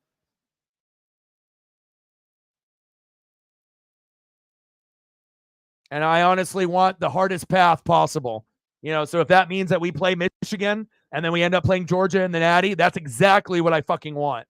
I don't want an easy route. I want the fucking hardest route possible. And it's not like I don't want Ohio State. It's like we've already done that. We've already played them in Rose Bowls. We've already played them in the Natty. So give me Michigan. I think Michigan can beat them. I think they will. So let's go Michigan. And then, once we beat Michigan, let's go Georgia. Let's make it as hard as possible. So Georgia either three-peats, or we get the title and we finally get the respect that we deserve. So.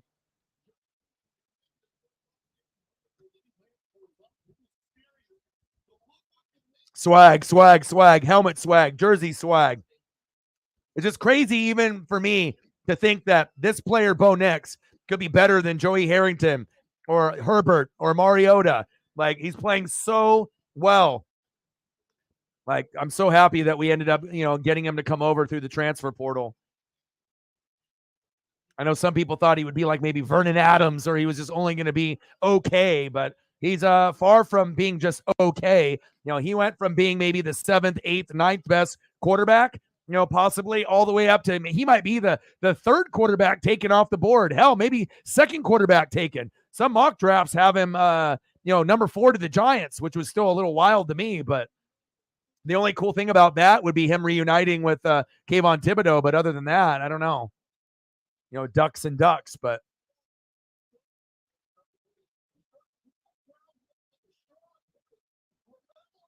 oh, LaMelo. Oh, LaMelo.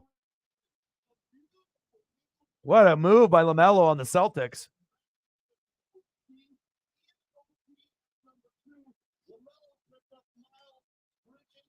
Bridges for 3. Wow.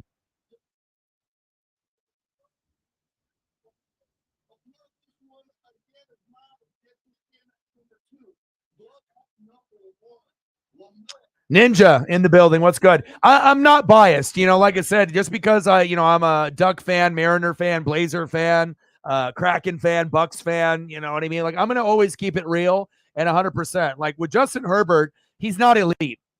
He's a really, really, really good quarterback. Like, there's other guys that are going to be slightly better than him. So for me, I wouldn't necessarily put Justin Herbert top 5. He's somewhere between 6 through 10. Okay. Sometimes he'll play like a top 5 quarterback, and sometimes his stats will say top 5, but a lot of times he'll overthrow or underthrow. They always have injuries with Keenan Allen or Mike Williams or Eckler or Herbert himself. The offensive line stinks. The head coach fucking stinks. Staley and Anthony Lane are garbage. The defensive players they have like 4 guys that are big names: Joey Bosa, Khalil Mack, Derwin James, Asante Samuel Jr. But last time I checked, you can't win with 4 good offensive players and 4 good defensive players. It's 11 on 11. And every single year, all those guys always get hurt. They are cursed with injuries, shitty coaching, and shitty play calling. So if anyone needed Sean Payton, it was not Russell Wilson. He was one of them that needed him. But I think that, Justin Herbert needs a Sean Payton, someone to mentor him, or he needs to get the hell out of fucking Los Angeles and he needs to go to another team. Otherwise, you're going to be wasting the best years out of Herbert.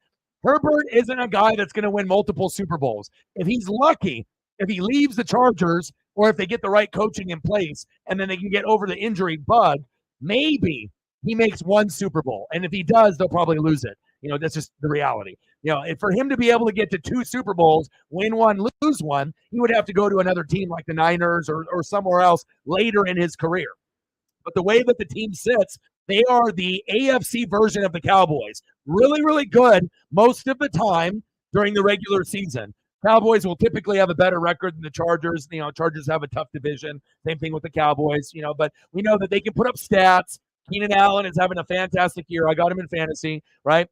But it just comes down to O-line, D-line, defense, coaching, and play calling. That's what helps you win games. It's not quarterback, running back, wide receiver, tight end. If you really know football, O-line, D-line, defense, coaching, play calling. And they fuck up on all of those. So for me, Herbert is going to be wasted. His talent is going to be wasted unless he gets out of Los Angeles. But of course, if he keeps re-signing deals, contract extensions, new deals, and he stays there, the coaching staff has been fucking terrible. That organization overall is kind of terrible. If you really think about it, you had Marty Schottenheimer back in the day. Okay. Marty's a good coach. He went 14-2, right? And the Chargers fired him. So if you can't even keep a coach that took you to 14-2, what does that say about your organization? A bunch of dum-dums that they don't know what's going on. You have to have a good owner. You have to have a good GM.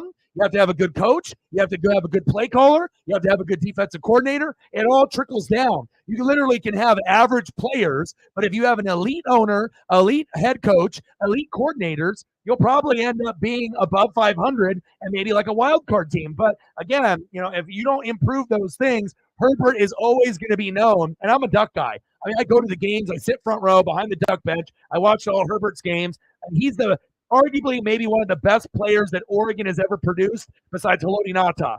And obviously, we have some old school guys from back in the day as well. So, we've got some guys that are out there like Dan Fouts.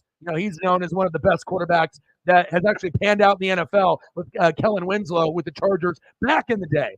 But for me, Herbert sometimes puts up top 5 stats, but no one will give him credit until he can be more consistent. And again, last time I checked, Herbert doesn't play defense. That defense fucking stinks. Like, how many times has Herbert put up 20, 30, 40, 50 points for them just to lose by 3? Oh, Herbert in the offense put up 44, but the other team they played put up 47 because the defense can't stop a nosebleed. So I think a lot of the Herbert hate is unfair because it's the defense that doesn't bail him out. The defense loses the games for the Chargers 95% of the time. Herbert does his job. Eckler does his job. Keenan Allen does his job.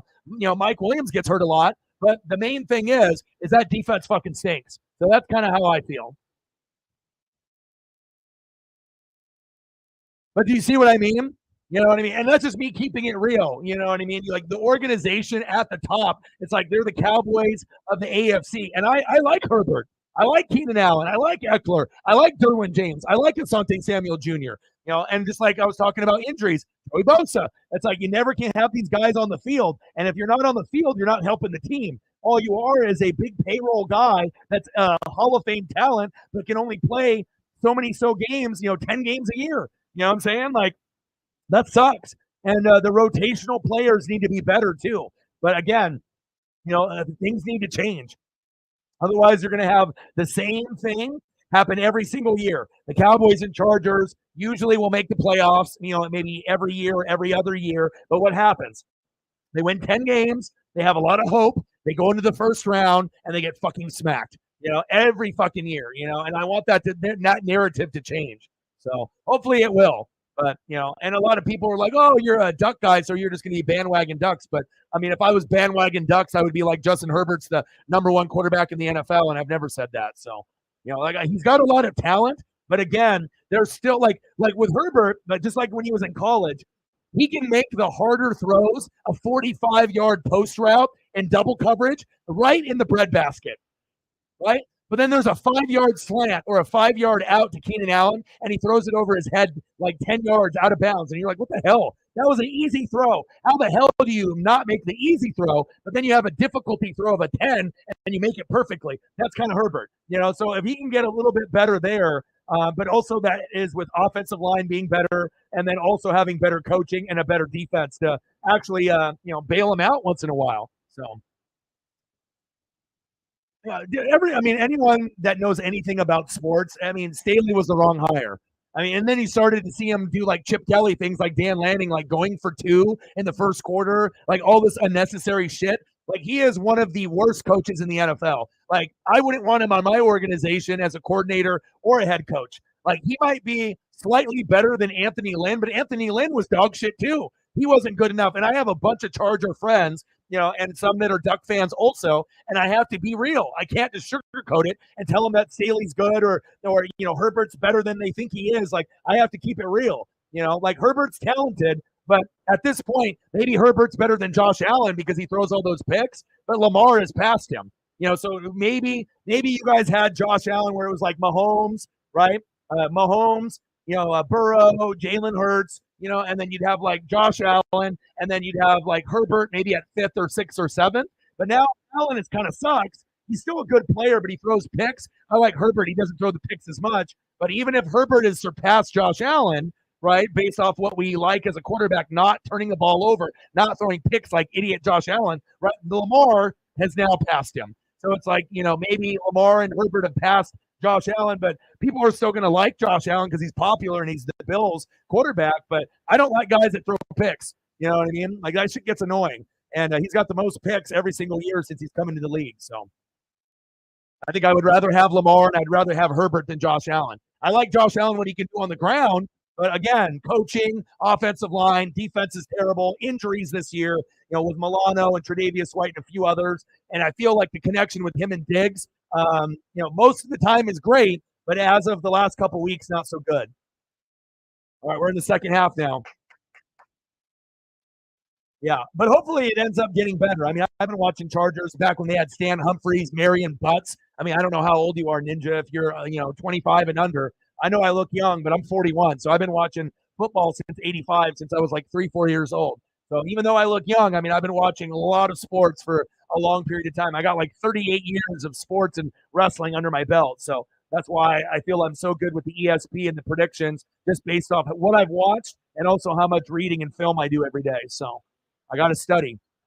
All right, come on, Blazers. Let's go.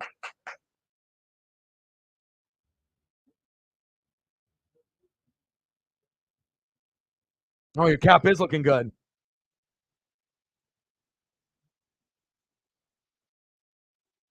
What else did you send me? Oh, the top 25 rankings. Georgia, Ohio State, Michigan, Washington, Florida State, then Oregon. Oregon should be ahead of Florida State, but Florida State, undefeated, and then their quarterback got hurt, so they'll fall off. Oregon will beat Washington. They'll get up there, and then Michigan will go. So hopefully it goes Georgia 1, and then it'll go Michigan 2, Oregon 3, Ohio State 4. That's my prediction on how things will go. Ohio State definitely deserves to be into the playoff. And yeah, the only reason because my ESP based on how they type or just my intuition, I had a feeling that you were under 25. Like I said, because half of my fan base is over 40. So I talk to people that are 40, 50, 60, 70, 80, 90 on the channel. But then also, I'm in the loop with like hip hop, pop culture, music. So I got people that I communicate with that are going to be like 15, to 40, so also 15 to like 30, more of the trends. And, I'm up to speed with everything. I like to be able to have friends of all ages. So that way, if there's something new coming out, I'm keeping up with everything that's going on, not only in the hip hop world, pop culture, sports, wrestling, the whole 9 yards. So got to get my Riz up. You feel me?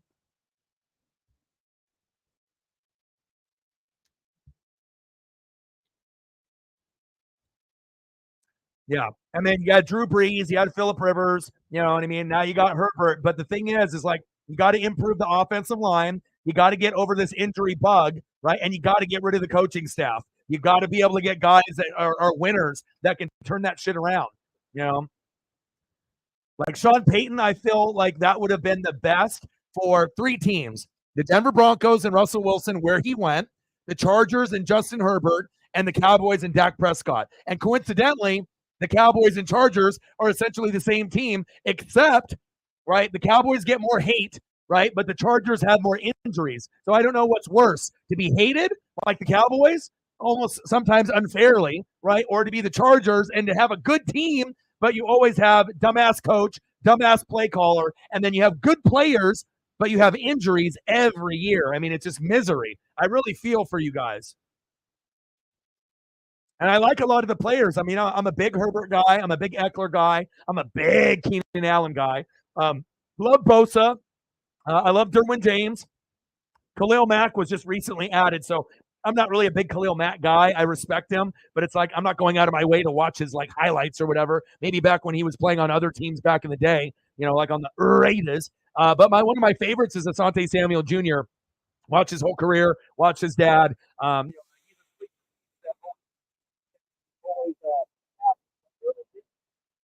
A phenomenal talent, but he always gets hurt. Khalil Mack, phenomenal talent, always gets hurt. Joey Bosa, phenomenal talent, always gets hurt. And then it seems like now with like Mike, Mike Williams and some of these other guys, they always get hurt. It's always someone getting injured. And it's like you never can have your top guys on the field together. And that's really hard to win when you have four superstars on offense, four superstars on defense, and you never can have all of them playing together. And then if you do, and it's a miracle, then you get Staley with some dumbass play calling to lose it for you at the end. And the defense can't stop a fucking nosebleed. So,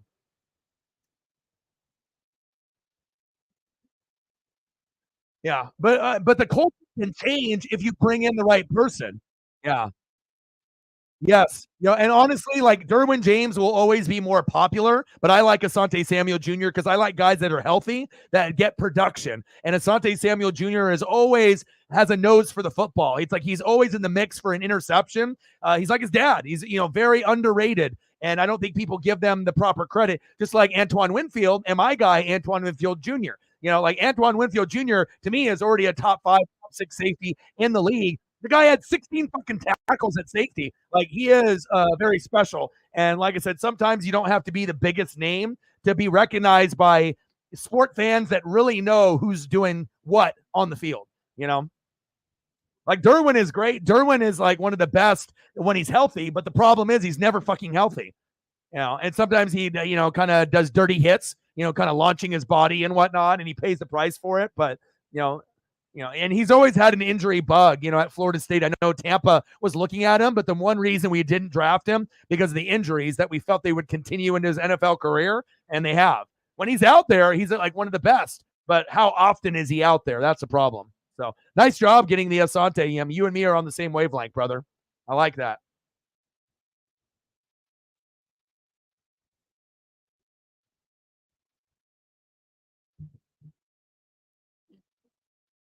Yeah. Let me see. 68, 61. Come on, baby.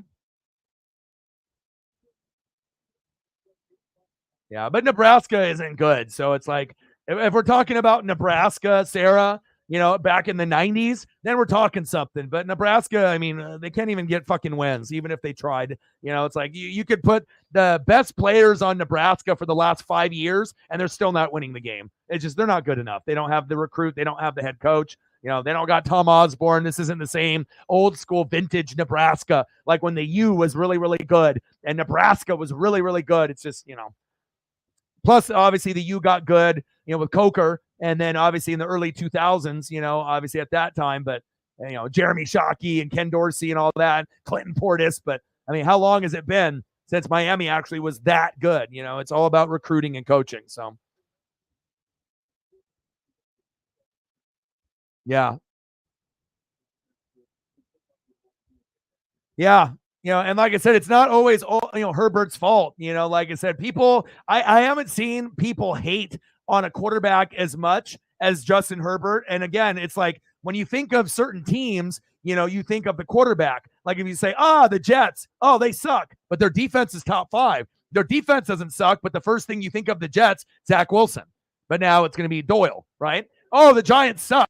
Maybe their defense isn't terrible. They got Thibodeau, but the first thing you think of the Giants, you think Daniel Jones, ass, booty cheeks. So, sometimes our brains are wired to think of the quarterback or the offensive player, even if the defense is actually kind of good.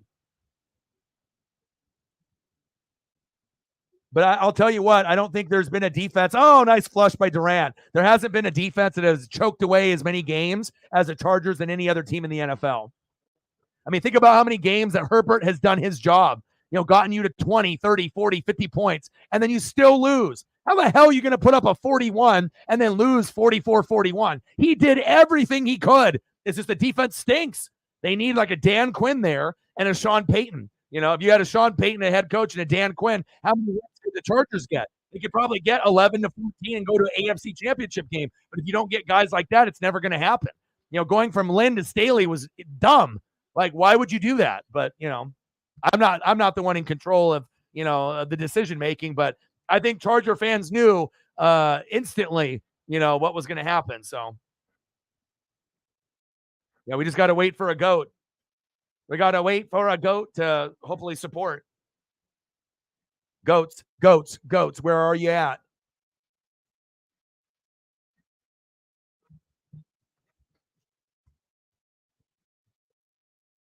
Yeah, I do like Asante Samuel Jr. He actually is probably my favorite player on the defense because I'm not a Khalil Mack guy. I love Joey Bosa. I love Derwin James, but the injuries kind of, it's like I don't really get to see them. So if I had to say who do I like the most on that defense, it's Asante Samuel Jr.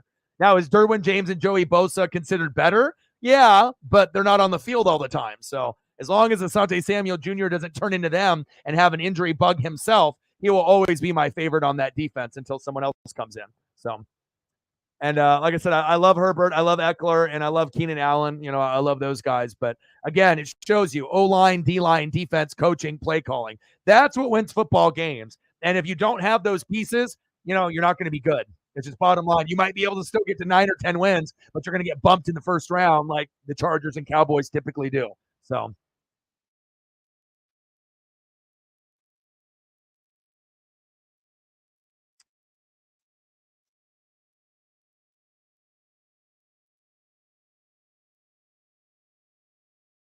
right, let me go get my drink here real quick. I got like a frozen Snapple here. Let me go grab it here real quick.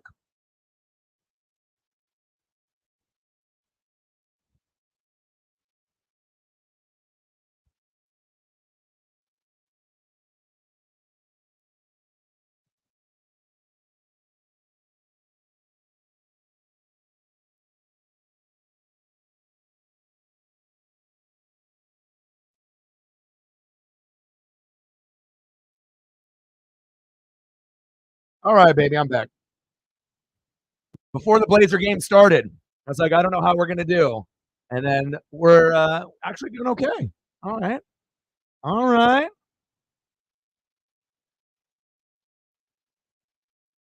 I mean, obviously, I'd like to be down by like 5 or 6, but I mean, you got to think some of these Blazer games that I've watched, we've lost by 20, 30 points. So, and we're injured. We're not 100%. So, I mean, to be able to kind of hang around a team that doesn't have as many injuries.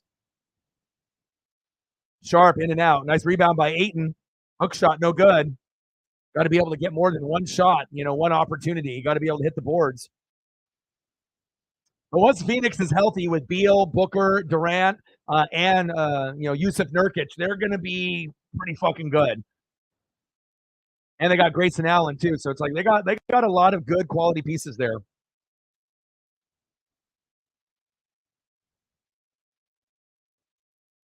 That's cool, man. And you're younger too. You're not like an OG like me. And so if you're like 20 to 25 and you're rocking with this Asante, hopefully that he'll stay his whole career there for you, and that'll be a really cool piece to have. Like if you're at the store and if I saw you and you were wearing that, I would tap you on the shoulder, or I would say, "Hey, nice jersey," or like whenever I see people that have like the unusual stuff, I'm especially defensive players.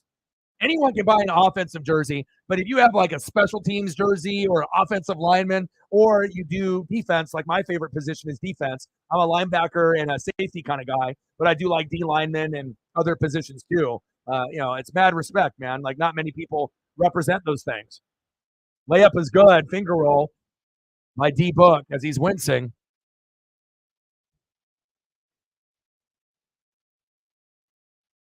There we go. Nice layup, Blazers.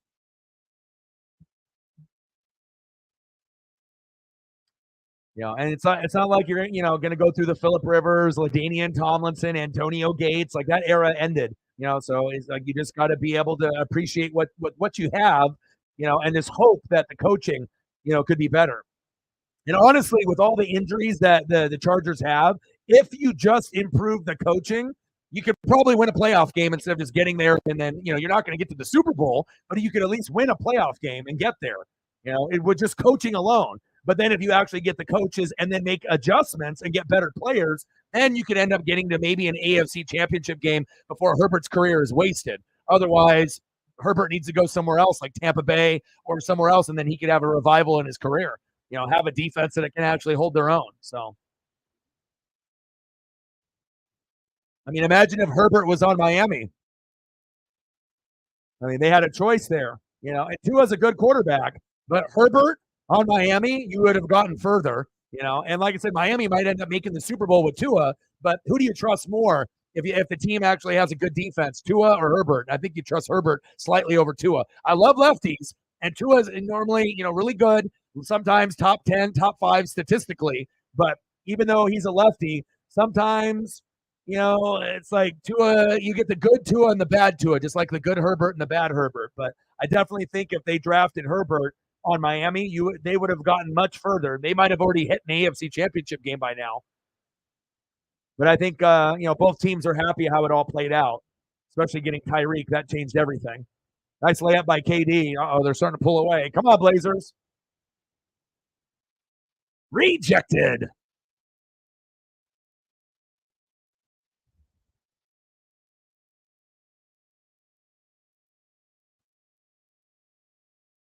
Come on, Rip City. KD, God, he's still good. 39,000 points for the King James.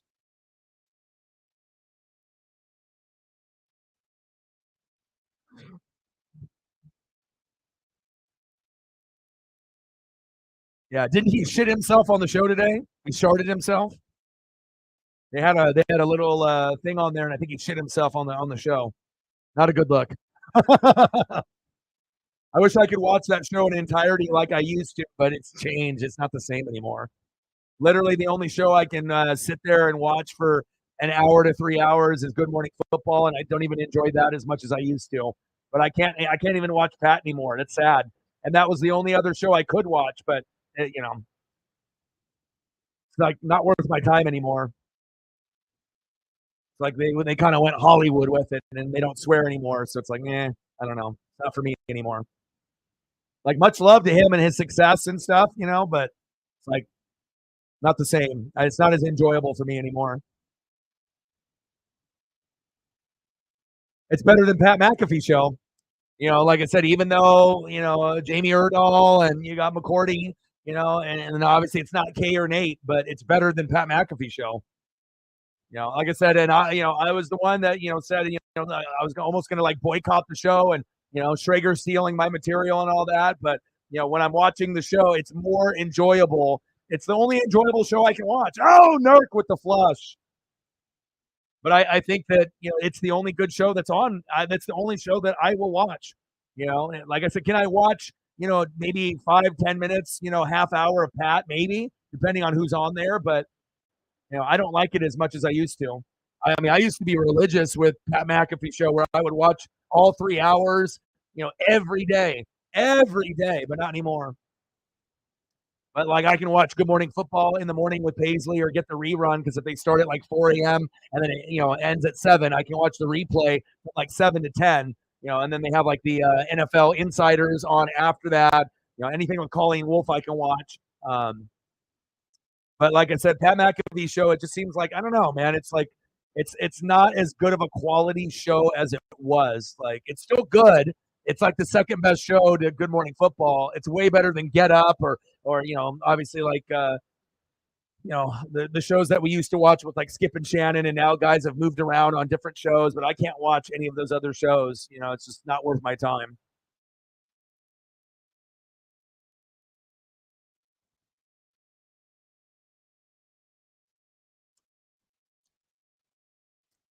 But Erdahl and McCourty and Schrager and Kyle, they have as good of chemistry as you're going to get based off losing Kay and Nate. And even Kyle is getting a little bit of a promotion, ending up on like CBS, and he's like helping out with certain things. So you're seeing all those people. McCourty is calling games on the Big Ten. Sometimes he's on other programs. Same thing with Kyle Brandt. Sometimes he's a guest. Sometimes you'll see Schrager on something else either. So they're doing their thing. And I'd rather have Nate back than Kay. Like Erdahl does a pretty good job for what it is. I mean, it could have been much worse. Like if they would have had like Rachel Panetta, like no one would watch. So there's certain people that are they're like personalities and they could be on like another show, but not Good Morning Football. Honestly, the only person that should be hosting Good Morning Football is Colleen Wolfe, and I don't know why they're so stupid to realize that, but she is the best female in the business. You have all these other people that are out there, but they're not her. So they can try.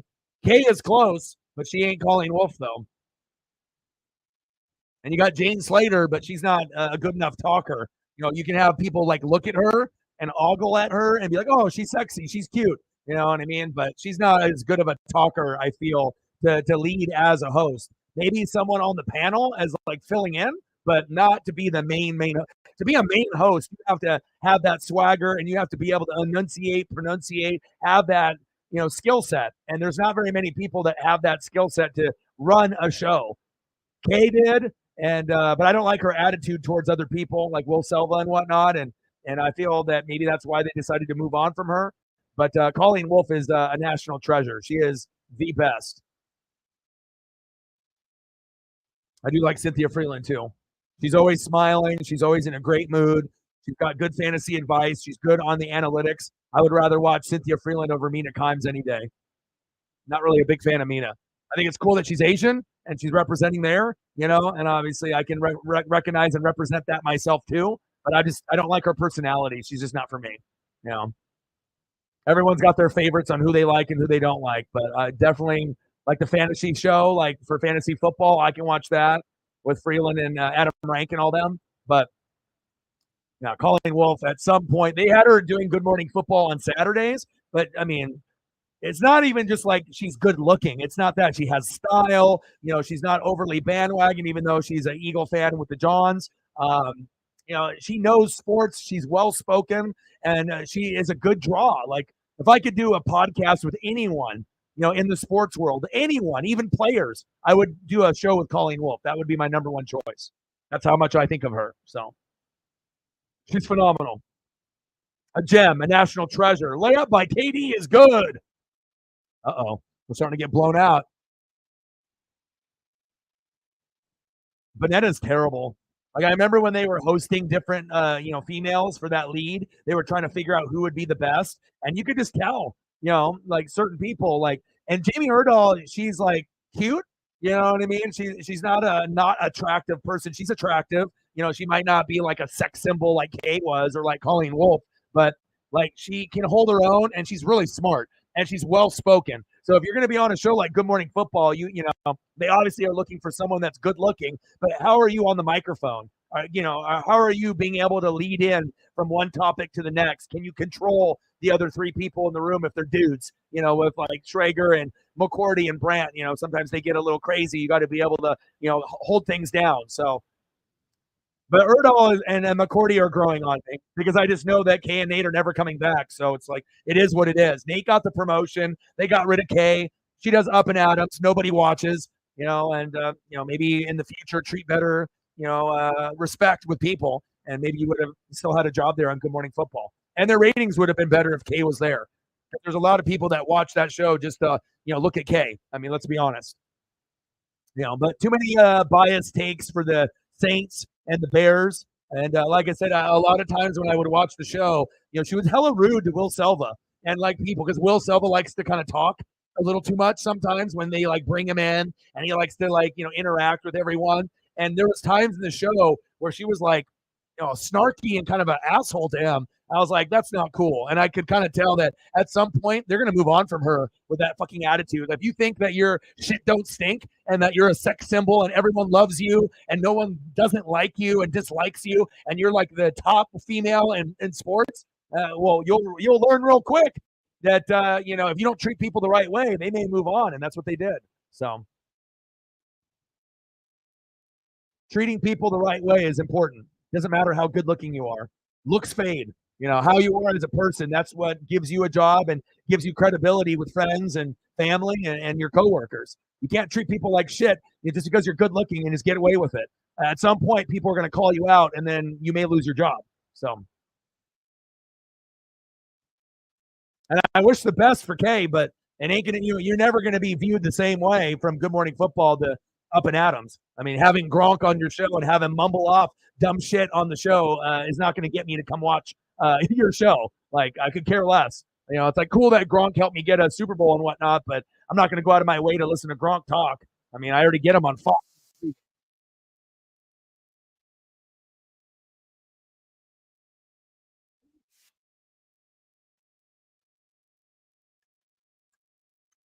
Yeah, she's always flirting with him.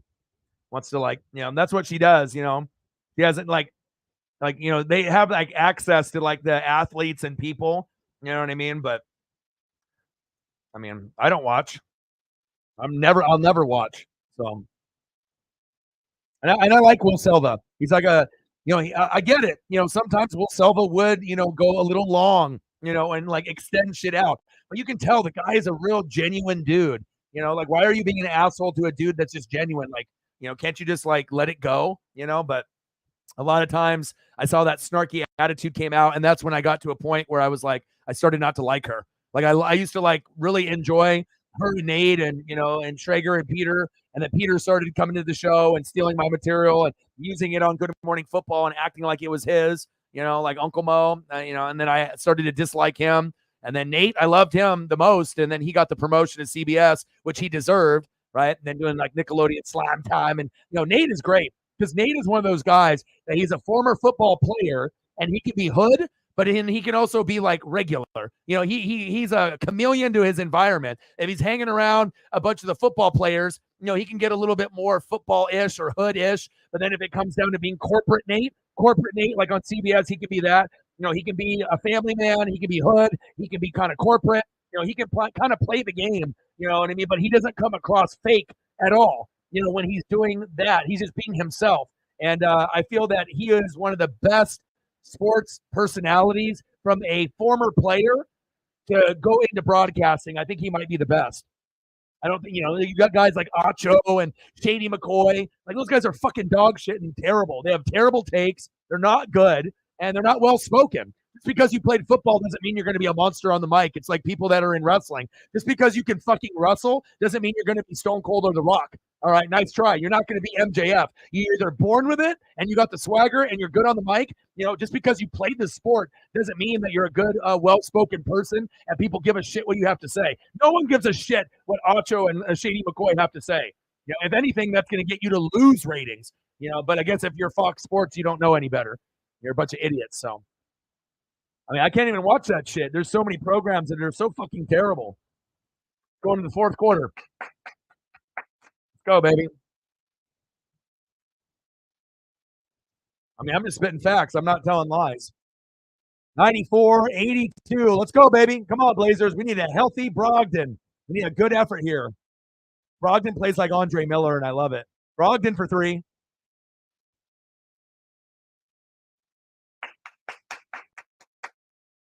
Let's go. Come on, Blazers. Play some D. Oh, nice steal. Nice pass. There we go. Sharp. There we go. Nice layup off the steal. Now we're down by 7. Let's go. Defense intensity has gotten a little bit better. I mean, we're a very bad team this year. So 94-87 Suns. Yeah, well, let's be really honest though. Out of all the football that we watch, right? There's so many bad. Well, if we just talk about sports talk, not just football, college football, NFL, but overall, this is the worst sports talk has ever been. Like, there's better talent on YouTube than there are on TV and podcasts. Just the truth. You know what I mean? There's better talent on YouTube than there is on podcasts and TV. These former athletes aren't good. You know, like they think that these guys are good. They're not bringing you ratings. If you really wanted to bring in ratings, you would bring in the top 10 YouTube people that run sports and wrestling, and then you would end up getting better ratings there. You know, especially if they actually do the work and they're, you know, doing the film study and the reading and they have a personality, you know, not a fucking robot. Like ESPN, you know, ESPN hasn't been good in like 15, 20 years. Like when Stuart Scott was alive and he was running it, it was good because it was the only show that had highlights. But now everyone has highlights, so no one gives a shit about the Sports Center top 10 or any of the people they have because all their fucking anchors suck, men and women. Like nobody watches ESPN anymore except for like Monday Night Football. Like ESPN is some dog shit. All the you know, like everything is just bad. I mean, tell me I'm wrong. I mean, it sucks, you know. You got Romo and Nance, you know, and you got Gus Johnson and Joel Klatt, you know, and then that's about it. You got 2 guys on college football, 2 guys on the NFL. That's it.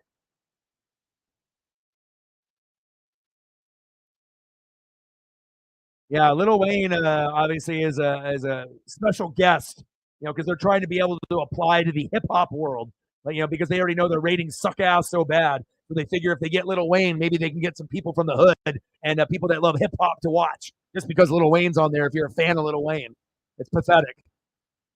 Like, what is Lil Wayne going to really say sport wise that you're going to respect? Like, I get it. Lil Wayne is one of the greatest rappers of all time. I love him. He's one of my probably top 5, right? But as far as talking sports, like, is he really qualified to be on a show talking sports? Fuck no. You're just doing it because he's goddamn Lil Wayne. I mean, Jesus Christ, dude. Stupid. That's when you know a network is pathetic.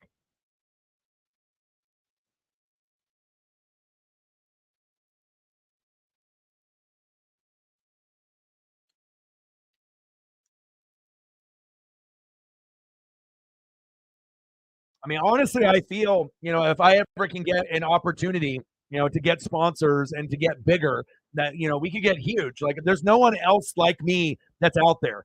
You know, there's a lot of people out there that cover sports and wrestling, but they're biased.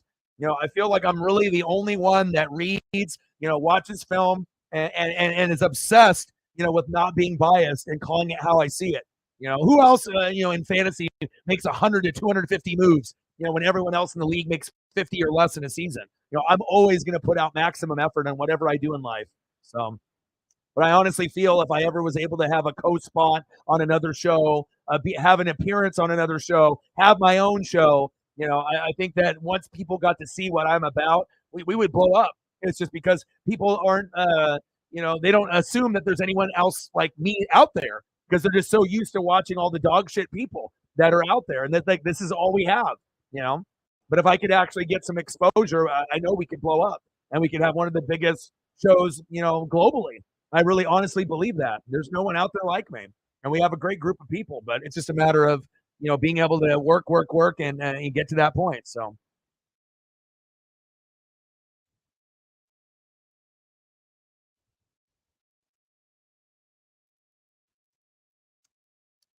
plus, if haters want to doubt me or if they want to, you know, test me, you know, with my ESP or my prediction, I feel that, you know, most of the things that I say usually come true. I mean, if I was such a fucking idiot, then all my predictions would be wrong, right? All my ESP would be wrong, right? It's just a matter of time. Free throw is good. Come on, Blazers. Down by 10. Let's go. I mean, we're going to lose this game, but it is what it is. I mean, we're not average here, right? We're fanatics.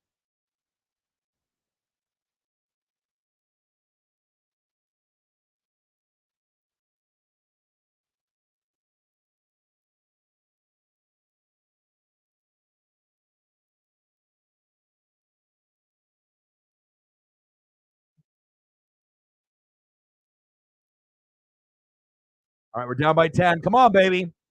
NBA in-season tournament. Blazers fucking stink. We got injuries with Scoot, right? With Anthony Simons. I got so many injuries, but I mean, I do like the emergence of, having Ayton and Brogdon and Shaden Sharp. So it's like we got, some of the lineup, half of our starting lineup, but half of a starting lineup ain't going to cut it in the NBA. Yeah. And one thing that I do know for a fact that, we are going to make it, is that if all these other YouTube channels and all these other bigger, media outlets are copying me now, I'm not even famous yet. If they're already copying me now, what do you think is going to happen down the road? You know what I mean? Putting Sack Lunch, in EA Sports in the Madden video game. You think any other streamer has anything like that? I mean, the only other person to get something like that is Kyle Brandt with Angry Runs being implemented in the game. But other than that, I mean, like, that's a pretty big honor for me, with the Sack Lunch actually being in the game, and obviously they stole that from me. It's not like they got it from anybody else. And obviously Uncle Mo and all the other things with Uncle Momentum, where do you think Peter Schrager got that? You think he just made it up himself? No. They know who the top dogs are, that are doing football, or whatever the event is. There's not a bunch of people that are great. There's a lot of people that have subs, that are popular, but that doesn't mean that they're good. They're just popular,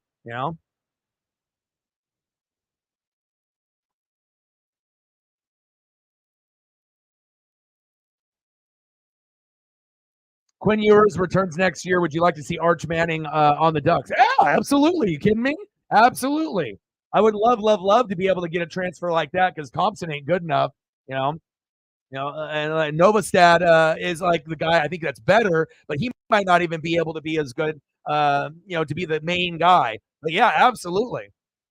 Yeah, I definitely would love to be able to. I don't know if that's going to be possible, but if Arch did come and he could end up being that guy, remember, it also depends if the Ducks make the playoff and if we actually win the Natty. Because if we win the Natty, we're going to get flips. If we somehow, some way, Bo Nix wins the Heisman or they giving it to Jaden Daniels, I don't give a shit, whatever, right? Or Michael Penix Jr. But if we get to the Natty and we win, we beat Michigan, we beat Georgia, and the Oregon Ducks are the 2023 champions, and I cry, and everything's great, right? And, it's like dream come true.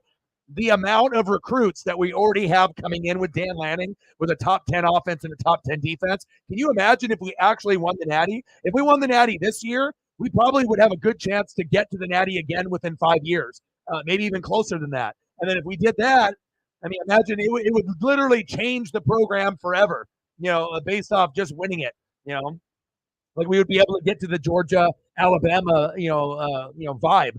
We could be known as like that team, Michigan, Ohio State, Oregon. That's what they would be saying. Like we would have the super conference. We would be even favored over Alabama and Georgia. Instead of Alabama, Georgia, LSU, they'd be saying, no. Oregon, Michigan, Ohio State, that's where it's at. And that's what I'm hoping for. That we can have some Big Ten love, Pac-12 love, and we can start getting championships with Oregon, Ohio State, and Michigan over Bama and Georgia. And I feel like it's starting to, it was dominant SEC, but I feel that the Big Ten is going to be the best conference in college football moving forward. And USC, UCLA, UW, Oregon, and then with Michigan and Ohio State, Penn State, a little bit of Wisconsin and Iowa, that's going to be better than the SEC. Yeah, they're going to have Bama and Georgia, but a lot of dog shit below. Like besides Bama and Georgia, who else? Yeah, exactly. Nobody. So, but yeah, I would love Arch, but I don't know if that's possible. But I mean, if Ewers is going to be the guy, yeah, I would love to have Arch Manning for sure. That would be awesome. But Novosad is going to be better than Thompson. Thompson isn't good enough to be, they're I actually am really surprised that he didn't transfer. You know, it's like you can be a highly touted backup quarterback and try to wait your turn. But everything that I've seen from him in practice and in games, he's not up to the standard of Oregon Duck quarterbacks. He's just not.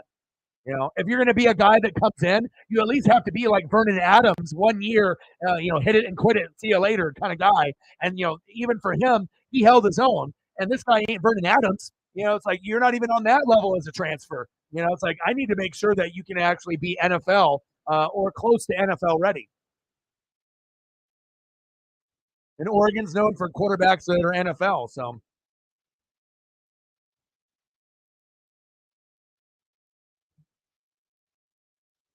no, not a whole lot of threes for Booker tonight, I don't think. Let me look at the stat line. The flow of the game has been more Durant.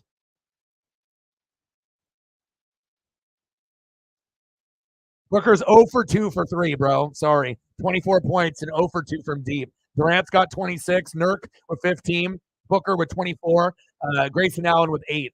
And then Blazers, Jeremy Grant with 23, Brogdon with 19, Ayton with 18. And my boy, Shaedon Sharpe, struggling today. I put him on the thumb. He only has 4. Yeah, 0 for 2 from deep, but they haven't needed him to shoot threes. They've been pounding the glass inside. It's been kind of a inside kind of game. Sharpe, there's a foul.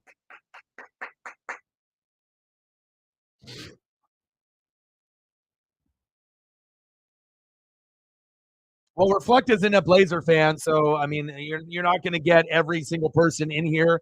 No, not everyone is going to be as loyal as Sarah or you, Matt, or some of the others.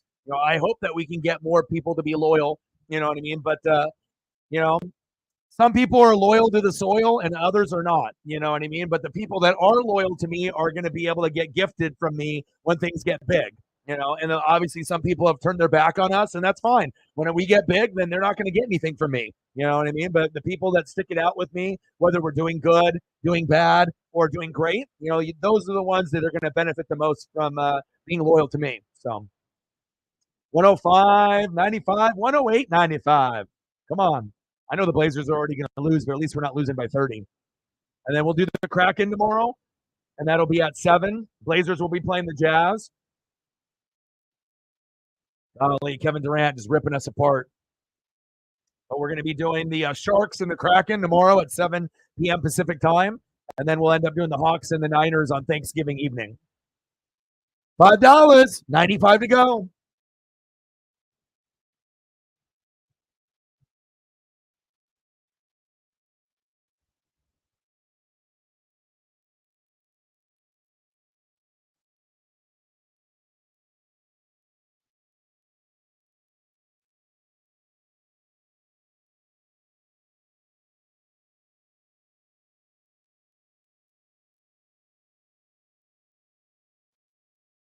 Filthy Animals, Rey Mysterio. God, what a day. I miss old school Ray. I had that come up on my timeline. Grant with the jumper, fade away, no good. Nurk and DeAndre Ayton kind of canceling each other out for production for big man. But KD is special, and when he's going, like a backdoor, KD with the flush. Horrible defense. Golly. Apple Cup on Saturday. Huskies are going to win easily. Ducks will beat the Beavers as well. And then we're going to get the Huskies and the Ducks in a rematch. And I honestly feel Oregon will win the Pac-12 championship, and then we will end up being in the playoff. So, and hopefully it ends up being Georgia, Michigan, Oregon, Ohio State. That's the 4 that deserve to be in the playoff. Even if, Ohio State loses to Michigan or vice versa, both of those teams deserve to be in the 4. I don't want to see one of those drop out and have someone else come in. No one else is worthy. Florida State, goddamn, isn't. You know what I mean? Like if we're looking at the rankings and whatnot, I don't like who would be deserving. Florida State, no. Texas, no. Bama, no. I mean, I guess you could have one of those come in there like Texas. They could be one of the spots or whatever, but I don't think that I would put them over, Ohio State or Michigan or Oregon or Georgia. It's like Texas and Bama are pretty good, but they're not better than those 4 teams. Not this year. Traditionally, maybe, but not this year. Good steal. Damn it. God, KD is a monster. Nurk for 3. This one's over. Golly. Nurkic against his former team. Seminoles aren't shit without their quarterback, though. Quarterback's out for the year. So they're undefeated, but they're fugazi. I think Texas and Bama are better than Florida State, and they have losses. So Florida State, even if their quarterback didn't get hurt, if they played Georgia, Ohio State, Michigan, Oregon, Washington, they would get their break speed off of them. I really believe that. I don't think Florida State's in the ACC. Who the fuck have they beaten? Who's good over there? Nobody. So it's like, yeah, you're the best team in that conference, but the whole conference sucks ass. Like your wins are against like Clemson and a bunch of shitty teams. Like that doesn't prove anything. Like Jaden Daniels getting 8 touchdowns against fucking Georgia State. Who the fuck is Georgia State? Shit, if Bo Nix played Georgia State, he'd have fucking 12 touchdowns in the fucking game. It's like, ooh, wait, you got 8. Yeah, Bo Nix had 6 at halftime, and we fucking sat him. Like, if we really wanted to, Bo Nix could have had, 8, 9, 10 touchdowns if we really wanted to. But we're not going to run the score up, and we want to get other guys a chance to play. So, again, if Jaden Daniels is doing it against good competition, you're getting 500 yards, 300 on the air, and 150 on the ground, and you got 5, 6 touchdowns on Bama. I'm like, okay. But if you're doing it against some dog shit, what are we rewarding? We're rewarding great stat lines against shitty teams? Is that what's going to win a Heisman? Or are you going to get good stats against good competition? I mean, it all depends on how how your mindset is. Yeah, but no one knew. Everyone knew for a fact that Tennessee had 0% chance winning. You might be able to hang around for a half, but when you're an elite team, a Super Bowl team, college football natty worthy team, you already know who the best team is. And as long as there's not a serious injury to one of the key components like quarterback, that there's no chance for that other team. But if your team is not as good as they used to be, Bama, and you play a team like Texas with Quinn Ewers, then you get the upset. Or you get like a Bama team that's really good, and then you get a special moment like Johnny Football. You know what I mean? But again, Alabama is not, championship worthy this year. If Texas beats you, you don't deserve to be in the playoff. And even Georgia, they might be the top dog right now, and they won back-to-back natties. They're not as good this year as the previous 2 years based off their NFL players. They're still going to have NFL players going in there, but it's like the first year ever in the last 10 to 15 years where it's a possibility that Michigan, Ohio State, Washington, or Oregon might be able to win it all. And we never could actually say it with honest faith that could happen. Every year that someone said, oh, TCU, oh, Michigan, oh, Ohio State, you didn't believe it. You knew Georgia and Bama were winning it all. You knew it 100%. And if you didn't, you were biased, or you were a fan of Michigan or Ohio State, or you were hopeful, but you have to look at roster, and you have to look at how, teams are playing. And the only 2 teams in college football that have a top 10 offense and a top 10 defense, one is Georgia. No surprise. The only other team to do it in Division I out of 110 schools, Oregon. When's the last time Oregon had a top 10 defense? Never. So for all the haters saying that we can't do it, you'll see. You'll see. We're different this year, and it's not just Bo Nix, it's the defense. So we'll see how far we go. Can the Lions beat the Packers? Absolutely. Absolutely. The Lions will win. Lions will win. Cowboys will win. And then we'll have Seahawks and Niners, and I assume the Niners will win because Kenneth Walker III is injured. But hopefully all the games are close and fun. But I will be doing the Seahawks and Niner game for Thanksgiving evening. I'll get home and hopefully have time to take Paisley on a walk, and then I'll end up doing a thumbnail in the morning, and then I'll end up spending some time with the fam, and then I'll come back for that game. 113-102. Suns. Yeah, I assume Gino will be playing, but Kenneth Walker III will not.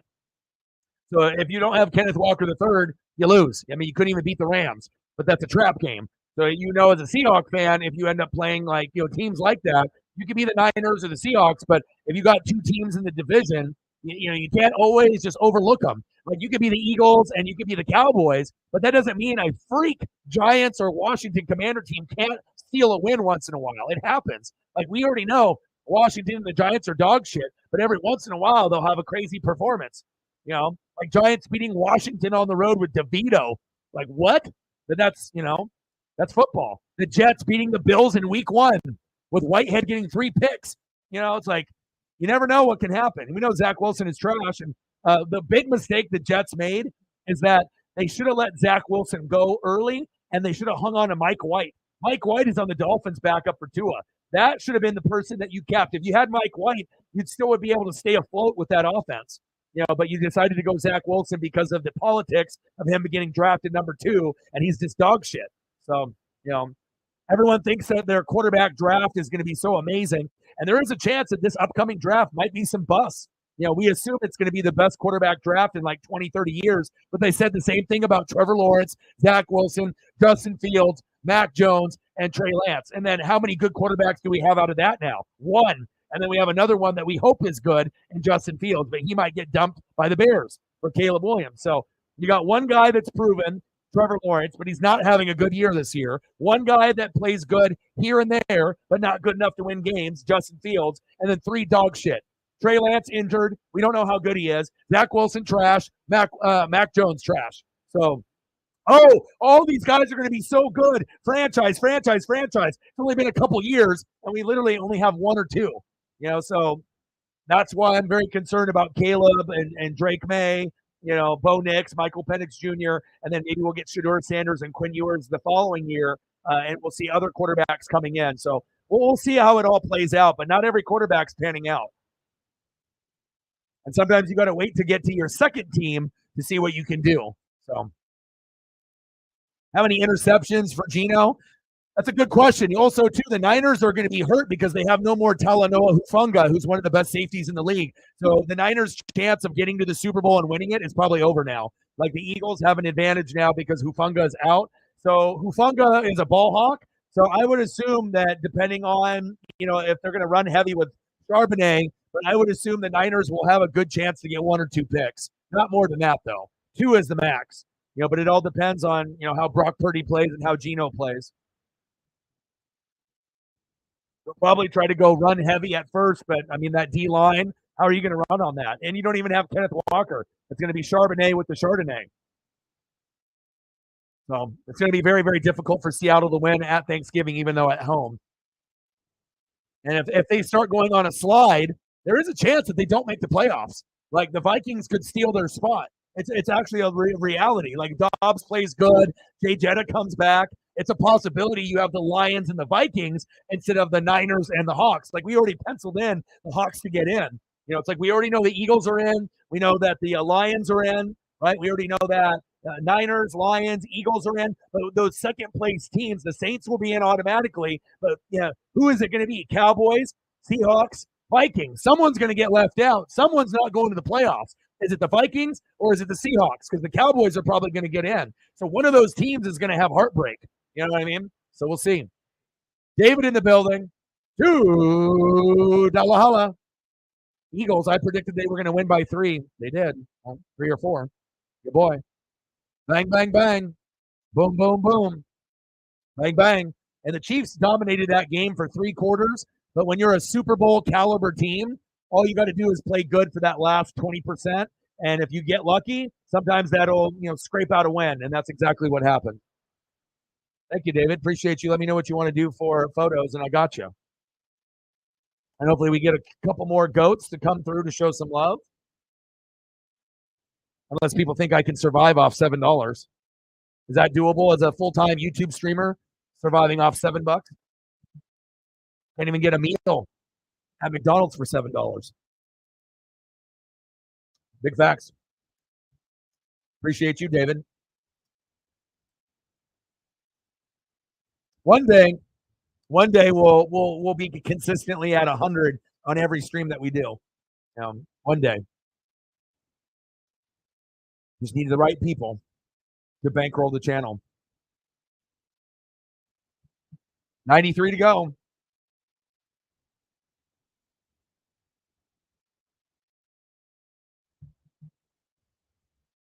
Less than 2 minutes to go. This one is over. But at least the Blazers didn't lose by 30. I was hoping that Sharp would have a better game.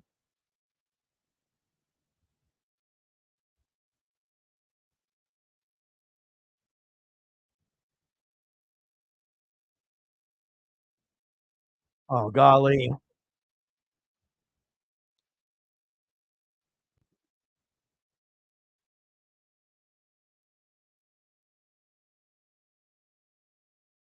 You want some Brandon Graham? All right, I got you, bro. 117, 104. Less than 2 minutes to go. Gordon for three. Bang!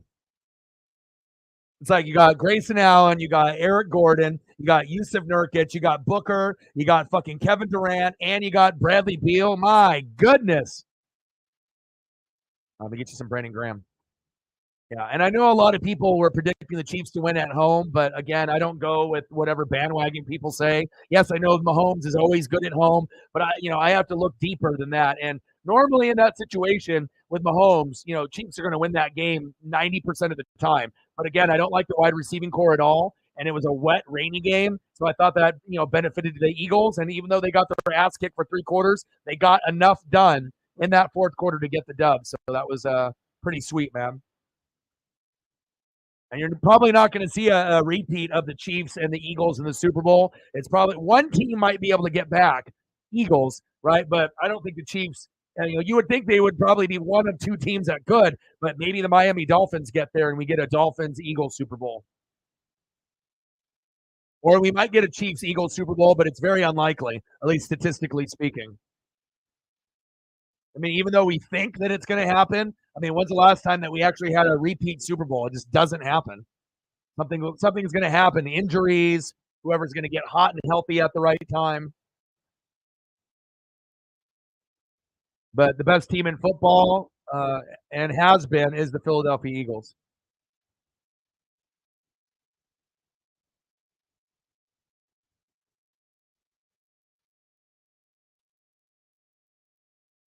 All right, we're down by 16.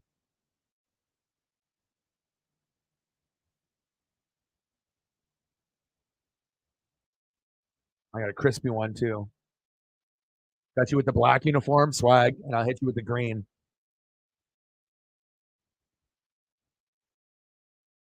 All right, minute 40 left. We're down by 16. All we got to do is hit an 8-pointer, and we're good.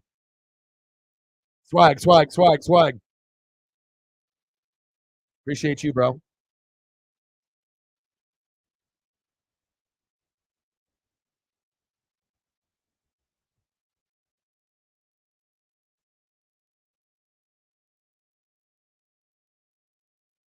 That's why it's always good for me to help people in fantasy football and in betting because I have no bias whatsoever, even towards my own teams. Like I just see it and I'm not going to be biased and I'll just tell you what I think, and a lot of times it'll come true. So I don't listen to the bandwagons, I make my own opinion. There we go. Nice 3.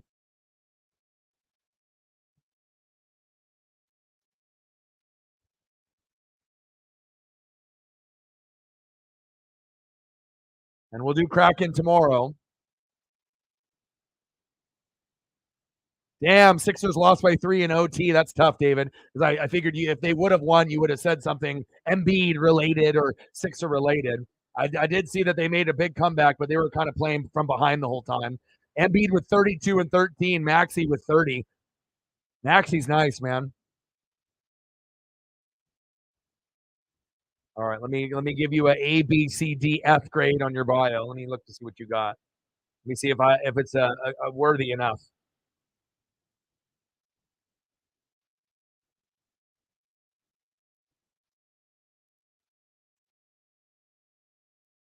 Well, with your bio, it makes it sound like you played on the Oregon Ducks, so you probably shouldn't do that.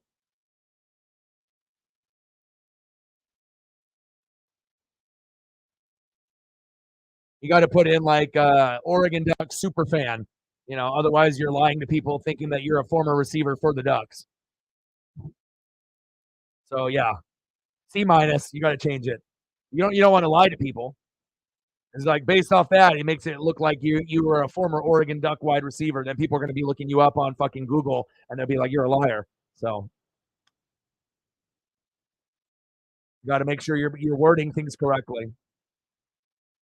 And I wouldn't even put in the wide receiver in the bio. I would just put in, Oregon Duck super fan from Hawaii, or put exactly what island that you're from. That's what I would do. Simple is better. Because no one's gonna give a shit if you played wide receiver in fucking Pop Warner, high school, college. No one gives a shit. You know what I mean? Like not you personally, but just people in general. So, all right, Ryan, you have a good one, man. Keep grinding for your fam and your newborn. Drive them trucks. Deliver that product, baby. Have a good one. Hopefully the Celtics will get you a dub next time they're on.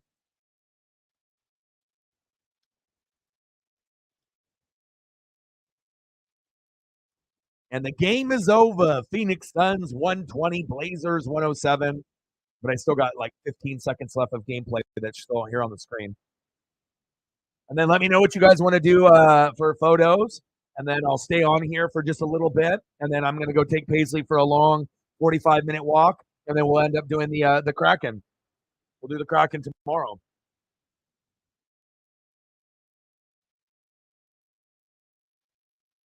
Well, we only lost by 13, which I guess is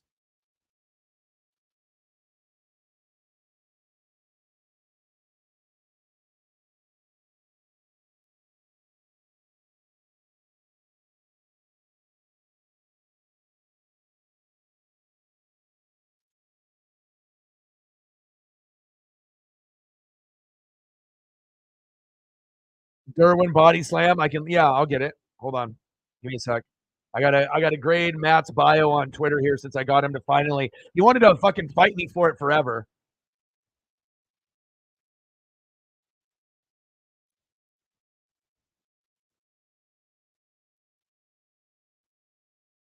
I wouldn't even put former wide receiver in there, but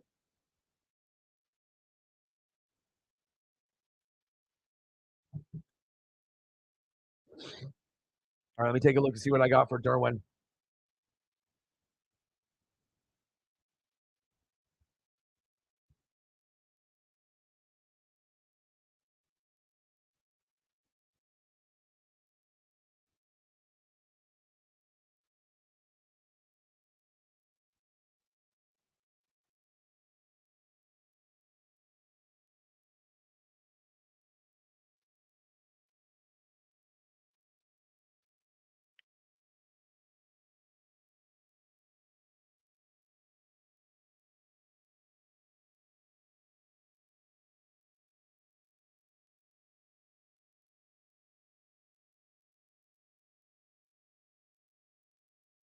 Nurkic, 18 and 12.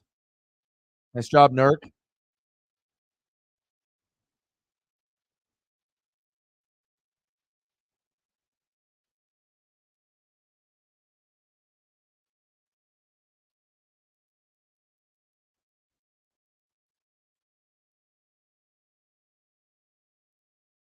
Your boy is a master of the internets, brother. You already know it.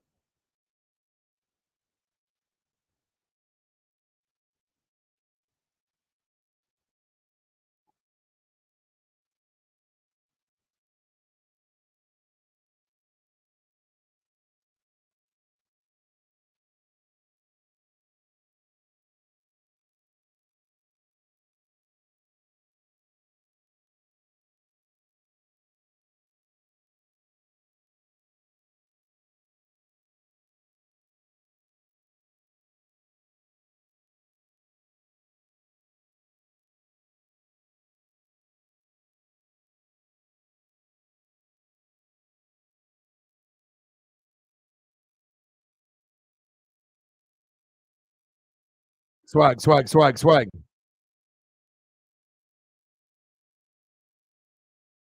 There you go.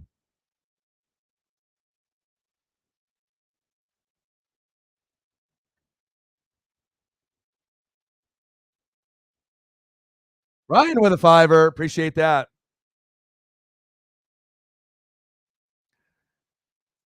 College football playoff. Yeah, I want it to be 12 to 16 teams in the future. I think it would be much better for the sport. I mean, you got to think we have 32, NFL teams, right? And how many teams make the playoffs?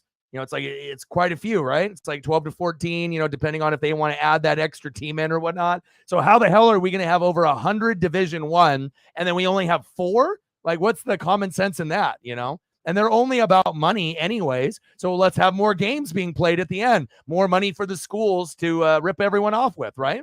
So I appreciate that. $5 holla. Bang, bang, bang. Boom, boom, boom, baby. Appreciate you. I got you, bro. Bang, bang. $5 holla.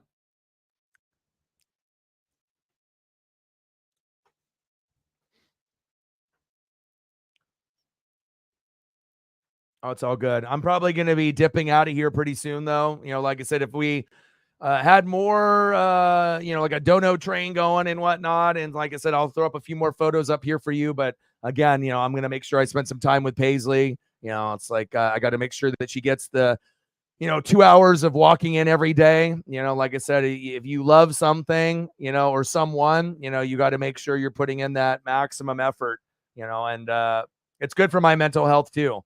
You got to get out of toxic situations and get into good situations. Paisley, a year ago, chubby, fat, not happy, bad situation, right? Then breaking up with the girlfriend, moving out, and then trying to get myself into a better mindset and giving her the love and attention that she deserves, right? And then going from fat, unhappy Paisley, right, to swole, fit Paisley. Big difference, big, big, big difference. But again, that's, walking 2 hours a day, every day for 6 months straight, right? This is getting her to walk maybe once a day, maybe twice, but maybe not as long, and then that wasn't enough. Can't overfeed. You got to give love, right? Got to give the proper attention. She's in much better shape now. She loves dad. Gang. You already know it.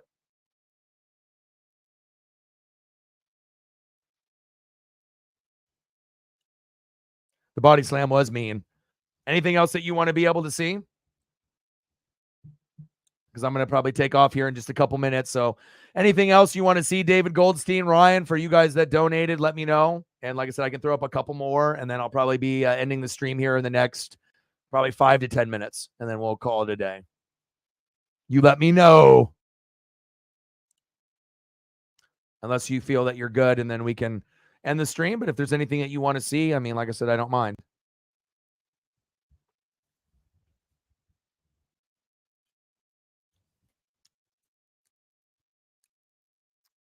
All right, hold up here. See if there's another game to watch that's worthy.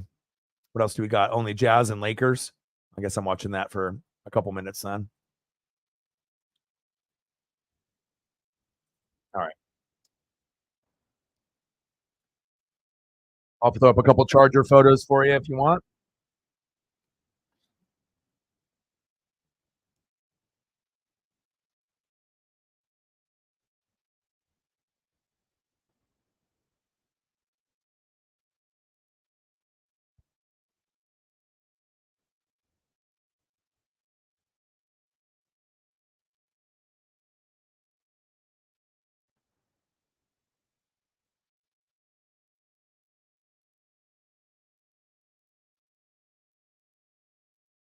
My favorite player on the Chargers, not named Justin Herbert.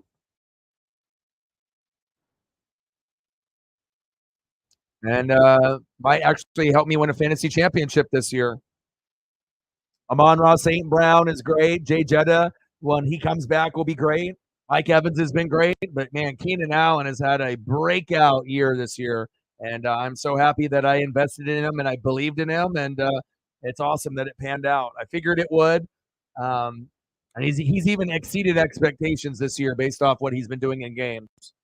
Just now, we just got to get that defense to do their part. That's a big ask. But I'll tell you what, Keenan Allen is so fun to watch. Even though he's getting older, he's still ripping up the stats sheet every single week. Same thing with Mike Evans. And they're always kind of linked together, where they're underappreciated, Keenan Allen and Mike Evans. And coincidentally, I always try to get both. I always try to make sure I get people that are underappreciated. I feel I'm underappreciated. So I like people that are underappreciated that are beast mode. And if I can find those kind of guys, like a Mike Evans and a Keenan Allen, yeah, I'm going to grab them. And I got the best wide receiving core in our league by a lot. I got Amon-Ra, I got Jay Jetta, I got Keenan Allen, I got Mike Evans. No one can touch me with the receivers. Let's go, baby. Swag, swag, swag. Roy Halladay and some ribeye. I got you.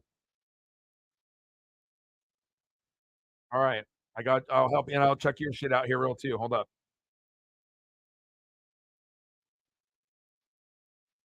Buddy's like, fuck, we got Utah tomorrow too. I was like, I know. All right, I'm looking at your bio now. Perfect. That's exactly what you need to do. SEO ducks. Perfect. With the little duck there. And you can do more than one duck. You can do like 3 ducks. You know, duck, duck, duck. You can do 3. You can leave it at 1 or you can do 3, but much better. Looks good now. Your shit is good now. A+ now. And you can even add 2 more ducks to it. 3 ducks in a row always looks better than just 1. Put 2 more in there. All right, Roy Halladay. Good choice. Rest in peace, Roy.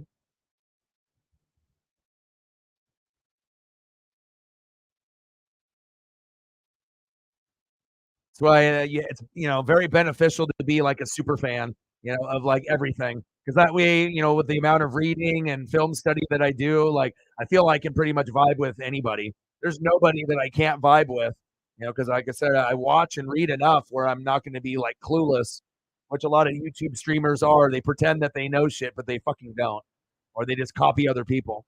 Silly fucks, lazy fucks coming to my channel and other channels and stealing material because you goddamn lazy bums.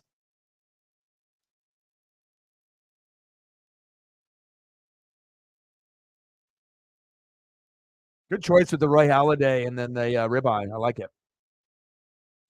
84-60 Lakers beating the shit out of Utah. I got to give you both uniform combos there.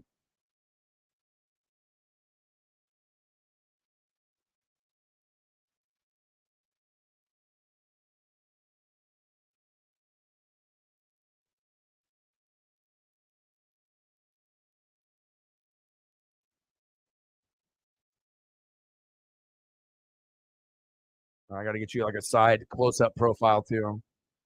What an OG.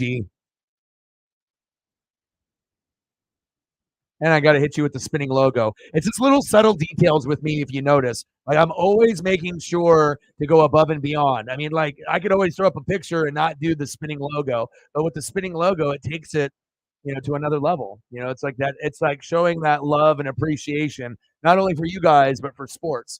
And when you add it, it just takes it to a whole nother level, man. Nothing is better than the spinning logo, man. I'm telling y'all, swag, swag, swag. Let me hit a little Bo Nix here from Matt, and then we're going to go look up some ribeye while I'm waiting here.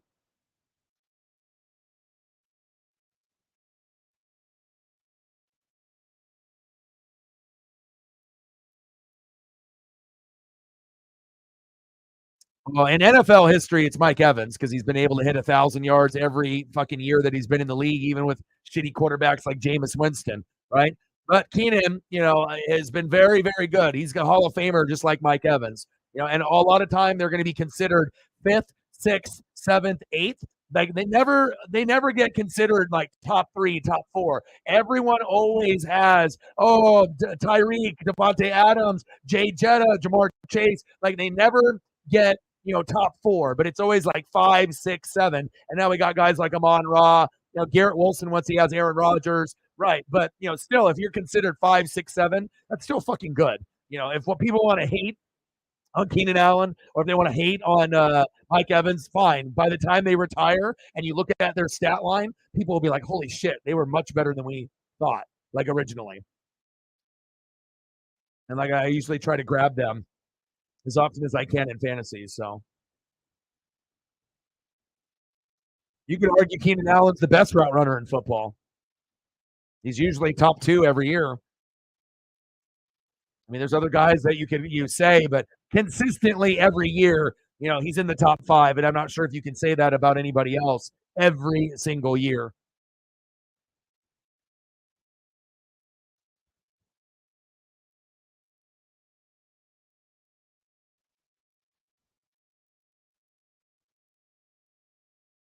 I watch your boy put in some work here. You ready?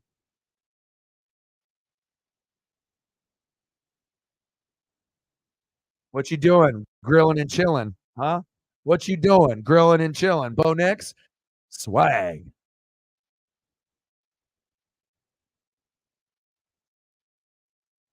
What you doing? Grilling. Pepper crusted ribeye with bacon. Okay, a little sweetener. Ooh, baby. I'm showing you this next one. some people can't handle the you know the not well done. Like everyone's got their different levels on if they got it a little bit bloody or not. But you don't want to be eating everything well done. So if you really want to be able to enjoy the flavor and go to Flavor Town, sometimes you don't want to get well done. You don't want to be dipping it in the barbecue sauce and A1 and ketchup. Like, I mean, you can do that. I love, being able to have condiments, but some things are good enough if they're done the right way. You shouldn't be dipping anything, or if you are, just like a little bit. So,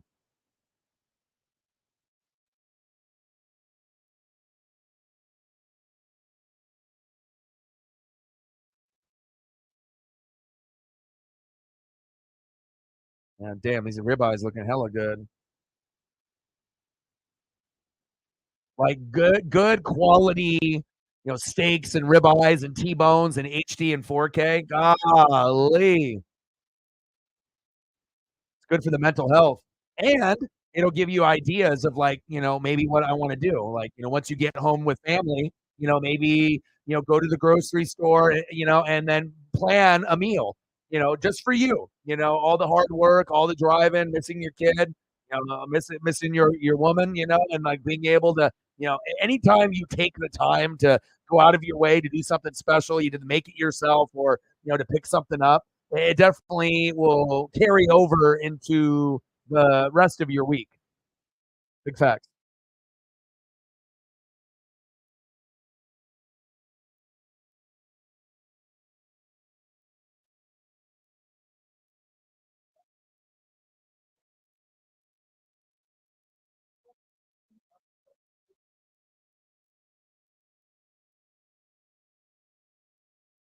Let's go, baby.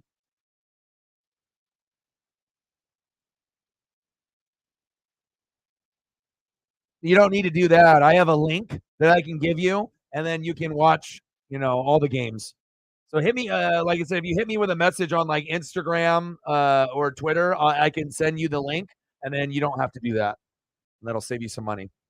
So message me on Instagram or Twitter or something, and then I can send you that either today or tomorrow. All right, let's go through the photos one last time here.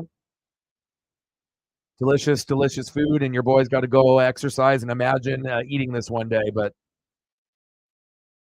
I appreciate your support. Hopefully that made your night a little bit better. Always good to talk to you. And I wish the Blazers could have got the dub, but it just wasn't in the cards today. I appreciate everyone that came through. Obviously, everyone that liked, chatted, commented, shared. I appreciate you guys very, very much. All the people that donated as well. You guys are the goats. I love you. Tomorrow, we're going to end up doing the Kraken. So that will be at 7 o'clock my time, Pacific time, which is a little late. Blazers play late. And then the Sharks play the Kraken. So I'll do that. And then we're going to end up doing the Seahawks and the Niners, obviously, on Thanksgiving evening. So I got one question for you. Who talk sports like us? Your boy Ryan, Northwest Sports Fanatics, and I'm out. Gang.